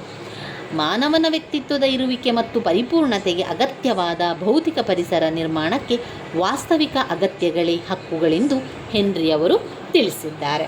ಈ ಸಿದ್ಧಾಂತದಲ್ಲಿ 3 ವಿಷಯಗಳು ಸ್ಪಷ್ಟವಾಗಿ ಗುರುತಿಸಬಹುದು. ಮೊದಲನೆಯದಾಗಿ ಹಕ್ಕುಗಳನ್ನು ಪಡೆಯಲು ಸಮಾಜವಿರಬೇಕು. ಸಮಾಜದಿಂದ ಪ್ರತ್ಯೇಕವಾದ ಹಕ್ಕುಗಳಿಲ್ಲ. ಎರಡನೇದಾಗಿ ಪ್ರತಿಯೊಂದು ಹಕ್ಕಿಗೂ ಕೂಡ ಅನುರೂಪವಾದ ಕರ್ತವ್ಯವಿದೆ. ಮೂರನೆಯದಾಗಿ ಮನುಷ್ಯನ ವ್ಯಕ್ತಿತ್ವದ ಹಕ್ಕಿಗೆ ವ್ಯಕ್ತಿಯ ಇತರ ಹಕ್ಕುಗಳು ಅಧೀನನಾಗಿರಬೇಕು. ಸಮಾಜದಲ್ಲಿ ಇತರರೊಡನೆ ಸಹಕರಿಸಿ ಸರ್ವರ ಹಿತಕ್ಕಾಗಿ ದುಡಿಯುವುದಕ್ಕೆ ನಮಗೆ ಹಕ್ಕುಗಳು ದೊರಕಿವೆ. ಈ ಸರ್ವರ ಹಿತದಲ್ಲಿ ವ್ಯಕ್ತಿಯ ಹಿತವೂ ಅಡಗಿದೆ ಎಂಬುದೇ ಈ ಸಿದ್ಧಾಂತದ ಸಾರಾಂಶವಾಗಿದೆ. ಈ ಸಿದ್ಧಾಂತವು ವ್ಯಕ್ತಿಯ ಮತ್ತು ಸಮಾಜದ ನೈತಿಕ ಮಟ್ಟವನ್ನು ಬಲಪಡಿಸಲು ಪ್ರಯತ್ನಿಸುತ್ತದೆ. ಇವಿಷ್ಟು ಹಕ್ಕುಗಳ ಸಿದ್ಧಾಂತಗಳಲ್ಲಿ ಬರುವಂಥದ್ದು. ಮತ್ತೊಮ್ಮೆ ಹಕ್ಕುಗಳ ಸಿದ್ಧಾಂತದ ಪಾಯಿಂಟ್ಸ್ಗಳನ್ನು ತಿಳ್ಕೊಳ್ಳುವ. ನೈಸರ್ಗಿಕ ಹಕ್ಕುಗಳ ಸಿದ್ಧಾಂತ, ಕಾನೂನುಬದ್ಧ ಹಕ್ಕುಗಳ ಸಿದ್ಧಾಂತ, ಐತಿಹಾಸಿಕ ಹಕ್ಕುಗಳ ಸಿದ್ಧಾಂತ, ಹಕ್ಕುಗಳ ಸಮಾಜ ಕಲ್ಯಾಣ ಸಿದ್ಧಾಂತ, ಹಕ್ಕುಗಳ ಆದರ್ಶ ಸಿದ್ಧಾಂತ ಎನ್ನುವ 5 ಪಾಯಿಂಟ್ಸ್ಗಳನ್ನು ನಾವು ತಿಳ್ಕೊಳ್ಬಹುದಾಗಿದೆ. ಹಕ್ಕುಗಳ ಸಿದ್ಧಾಂತಗಳು ಇವಿಷ್ಟು ಆದಾಗ ನಮ್ಮ ಬ್ಲಾಕ್ 2ರಲ್ಲಿ ಬರುವಂತಹ ಮುಖ್ಯವಾದ ಪ್ರಶ್ನೆಗಳ ಪಾಯಿಂಟ್ಸ್ಗಳನ್ನು, ಅದರ ವಿವರಣೆಗಳನ್ನು ಕೂಡ ನಾವೀಗ ತಿಳ್ಕೊಂಡೆವು. ಇನ್ನು ಬರುವ ವಿಡಿಯೋದಲ್ಲಿ ನಾವು ಬ್ಲಾಕ್ 3ರಲ್ಲಿ ಬರುವಂತಹ ಮುಖ್ಯವಾದ ಪ್ರಶ್ನೆಗಳು, ಅದರ ಪಾಯಿಂಟ್ಸ್ಗಳು ಹಾಗೂ ಅದರ ವಿವರಣೆಗಳನ್ನು ಕೂಡ ಸರಿಯಾಗಿ ತಿಳಿತಾ ಹೋಗುವ. ಸ್ನೇಹಿತರೆ, ನನ್ನ ವೀಡಿಯೋಸ್ ಎಲ್ಲ ನಿಮಗೆ ಇಷ್ಟ ಆಗಿದ್ದರೆ ಲೈಕ್ ಕೊಡಿ, ಶೇರ್ ಮಾಡಿ, ಹಾಗೆ ಸಬ್ಸ್ಕ್ರೈಬ್ ಮಾಡಲಿಕ್ಕೆ ಮರಿಬೇಡಿ ಸ್ನೇಹಿತರೆ. ಬ್ಲಾಕ್ 2ರಲ್ಲಿ ಬರುವಂಥ ಈ ಎಲ್ಲ ಮುಖ್ಯವಾದಂತಹ ಪ್ರಶ್ನೆಗಳು ತುಂಬಾ ಇಂಪಾರ್ಟೆಂಟ್ ಆಗಿರುವಂಥದ್ದು. ಪದೇ ಪದೇ ರಿಪೀಟ್ ಆಗಿ ಬಂದಿರುವಂತಹ ಪ್ರಶ್ನೆಗಳನ್ನಷ್ಟೇ ನಾವು ನೋಡಿಕೊಂಡಿರುವಂಥದ್ದು. ಇದರಲ್ಲಿ ಬ್ಲಾಕ್ 1 ಕೂಡ ನಾವೀಗ ತಿಳ್ಕೊಂಡೆವು. ಬ್ಲಾಕ್ 2ರಲ್ಲಿರುವಂತಹ ಮುಖ್ಯವಾದ ಪ್ರಶ್ನೆಗಳನ್ನು ಕೂಡ ತಿಳ್ಕೊಂಡೆವು. ಇನ್ನು ಮುಂದಿನ ವಿಡಿಯೋದಲ್ಲಿ ನಾವು ಬ್ಲಾಕ್ 3ರಲ್ಲಿ ಬರುವಂತಹ ಮುಖ್ಯವಾದ ಪ್ರಶ್ನೆಗಳನ್ನು ತಿಳ್ಕೊಳ್ಳುವ. ನೀವು ಪರೀಕ್ಷೆಗೆ ಓದಬೇಕಾದ್ರೆ ಅದರಲ್ಲಿರುವಂತಹ ಪಾಯಿಂಟ್ಸ್ಗಳನ್ನು ಸರಿಯಾಗಿ ಕಲಿತುಕೊಳ್ಳಿ. ಪಾಯಿಂಟ್ಸ್ಗಳು ಸರಿಯಾಗಿ ಕಲಿತುಕೊಂಡು ನಂತರ ಸಮಯ ಇದ್ದರೆ ಆ ಪಾಯಿಂಟ್ಸ್ ಒಳಗೆ ಯಾವ ವಿಚಾರ ಇದೆ, ಯಾವ ವಿಷಯವನ್ನು ಕೊಟ್ಟಿದ್ದಾರೆ ಎನ್ನುವಂಥದ್ದನ್ನು ನೋಡಿಕೊಳ್ಳಿ.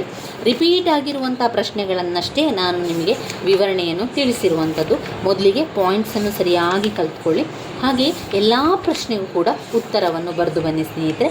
ಸ್ಕಿಪ್ ಮಾಡಬೇಡಿ, ಎಲ್ಲ ಪ್ರಶ್ನೆ ಕೂಡ ಉತ್ತರವನ್ನು ಬರೆದು ಬನ್ನಿ. ಒಂದು ವೇಳೆ ನಿಮಗೆ ಈ ಪ್ರಶ್ನೆಗಳಲ್ಲಿ ಅವರು ಕೊಟ್ಟಿರುವಂತಹ ಪ್ರಶ್ನೆಗಳು ನೀವು ಕಲೀಲಿಲ್ಲ, ನಿಮಗೆ ಗೊತ್ತಿಲ್ಲ ಅಂತಾದರೂ ಕೂಡ ನಿಮಗೆ ಅದಕ್ಕೆ ಸಂಬಂಧಪಟ್ಟಂತೆ ಏನಾದರೂ ಒಂದು ಸ್ವಲ್ಪ ಮಾಹಿತಿ ಗೊತ್ತಿದ್ದರೂ ಸಾಕು, ಅದನ್ನೇ ಬರೆದು ಬನ್ನಿ. ನಿಮಗೆ ಎಷ್ಟು ಸಾಧ್ಯ ಆಗ್ತದೋ ಅಷ್ಟು ವಿವರಿಸಿ ಬನ್ನಿ. ಮೊದಲಿಗೆ ಪಾಯಿಂಟ್ಸನ್ನು ಬರ್ಕೊಳ್ಳಿ, ಪಾಯಿಂಟ್ಸನ್ನು ಬರೀರಿ. ಪಾಯಿಂಟ್ಸನ್ನು ಬರೆದ ನಂತರ ಅದಕ್ಕೆ ವಿವರಣೆಯನ್ನು ಕೊಡ್ತಾ ಬನ್ನಿ. ಬ್ಲಾಕ್ 2ರಲ್ಲಿರುವಂತಹ ರಾಜ್ಯದ ಉಗಮ ಇರ್ಬೋದು, ಜಾನ್ ಲಾಕ್ ಅವರ ವಿಚಾರ, ಹಾಗೆ ಹಕ್ಕುಗಳ ಪ್ರಾಮುಖ್ಯತೆ, ಹಕ್ಕುಗಳ ಒಂದು ಮಹತ್ವ, ಹಕ್ಕುಗಳ ವರ್ಗೀಕರಣ, ಹಕ್ಕುಗಳ ಸಿದ್ಧಾಂತ, ಇವೆಲ್ಲವೂ ಕೂಡ ಹಳೆಯ ಪ್ರಶ್ನೆ ಪತ್ರಿಕೆಯಲ್ಲಿ ಪದೇ ಪದೇ ರಿಪೀಟ್ ಆಗಿ ಬಂದಿರುವಂತಹ ಪ್ರಶ್ನೆಗಳು. ನೀವು ಹಳೆಯ ಪ್ರಶ್ನೆ ಪತ್ರಿಕೆಗಳನ್ನು ನೋಡಿದರೆ ನಿಮಗೆ ಅದರಲ್ಲಿ ಗೊತ್ತಾಗ್ತದೆ. ಈ ಎಲ್ಲ ಪ್ರಶ್ನೆಗಳು ಪದೇ ಪದೇ ಕೇಳಿರುವಂಥ ಪ್ರಶ್ನೆಗಳಾದ್ದರಿಂದ ಅದನ್ನು ಸ್ಕಿಪ್ ಮಾಡಬೇಡಿ, ಓದ್ಕೊಳ್ಳಿ. ಅಥವಾ ನಿಮಗೆ ಸಮಯ ಇಲ್ಲ ಓದ್ಕೊಳ್ಳಿಕ್ಕೆ ಅಂತಾದರೆ ನೀವು ಕೆಲಸದ ಸಮಯದಲ್ಲಿ ನಿಮ್ಮ ಬೇರೆ ಕೆಲಸದ ಜೊತೆಗೆ ಈ ವಿಡಿಯೋವನ್ನೆಲ್ಲ ಕೇಳಿಕೊಳ್ಳಿ. ನಾನು ಪಾಯಿಂಟ್ಸನ್ನು ಕೂಡ 2 ಬಾರಿ ಹೇಳಿದ್ದೇನೆ. ಹಾಗೆ ಪಾಯಿಂಟ್ಸಲ್ಲಿರುವಂಥ ವಿವರಣೆಯನ್ನು ಕೂಡ ನಿಮಗೆ ನಾನು ತಿಳಿಸ್ಕೊಟ್ಟಿದ್ದೇನೆ. ಆದ್ದರಿಂದ ಸಮಯಾವಕಾಶ ಇದ್ದಾಗಲೆಲ್ಲ ವಿಡಿಯೋವನ್ನು ಕೇಳ್ತಾ ಇರಿ. ಅಥವಾ ನಿಮಗೆ ಇಲ್ಲ, ಸಮಯ ಇಲ್ಲ, ಕೆಲಸಕ್ಕೆ ಹೋಗಲಿಕ್ಕಿದೆ ಅಥವಾ ಹೊರಗಡೆ ಹೋಗಲಿಕ್ಕಿದೆ ಅಂತ ಇದ್ದರೆ ನೀವು ಹೋಗ್ತಾ ಇರುವಂಥ ಸಮಯದಲ್ಲಿ, ಅಂದರೆ ಟ್ರಾವೆಲ್ ಮಾಡ್ತಾ ಇರುವಾಗ, ಬಸ್ಸಲ್ಲಿ ಹೋಗ್ತಾ ಇರುವಾಗ ಆ ವಿಡಿಯೋವನ್ನು ಕೇಳ್ಕೊಳ್ಳಿ. ನಾನು ಹೇಳಿರುವಂಥ ಪಾಯಿಂಟ್ಸ್ಗಳನ್ನು ಪದೇ ಪದೇ ರಿಪೀಟ್ ಮಾಡಿ ಹೇಳ್ಕೊಳ್ಳಿ. ಆವಾಗ ಆ ಪಾಯಿಂಟ್ಸ್ಗಳೆಲ್ಲ ನೆನಪಲ್ಲಿ ಉಳಿಲಿಕ್ಕೆ ಸಹಾಯ ಆಗ್ತದೆ. ಹಾಗೆ ಪರೀಕ್ಷೆಗೂ ಕೂಡ ಬರೀಲಿಕ್ಕೆ ಎಲ್ಲ ಕೂಡ ನೆನಪಲ್ಲಿ ಬರ್ತದೆ.